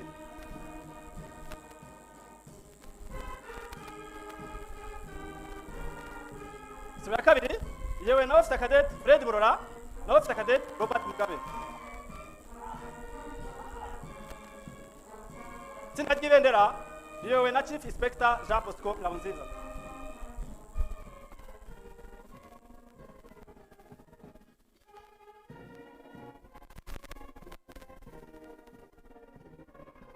Sibo ya gatatu riyobowe na Officer Cadet Devota Iradukunda na Officer Cadet Yvonne Isunge.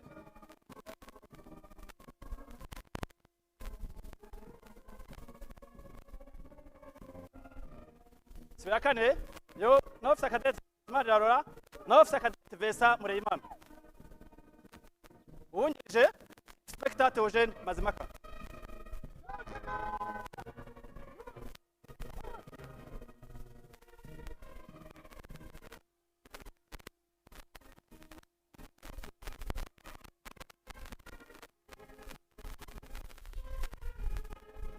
Sibo ya gatanu yewe na Officer Cadet Josue Iman na Officer Cadet Pierre Celestin Abuhoraho.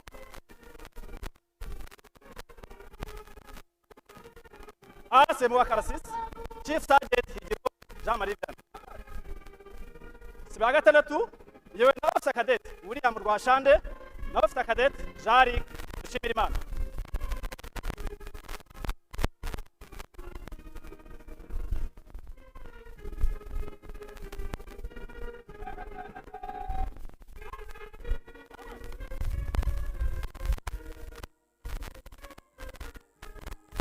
Nyakubahwa Mutsi Mukuru, itsinda rya muzika y'u Rwanda rushinzwe igorora riyobowe na Assistant Inspector Vedat Tuyambaza.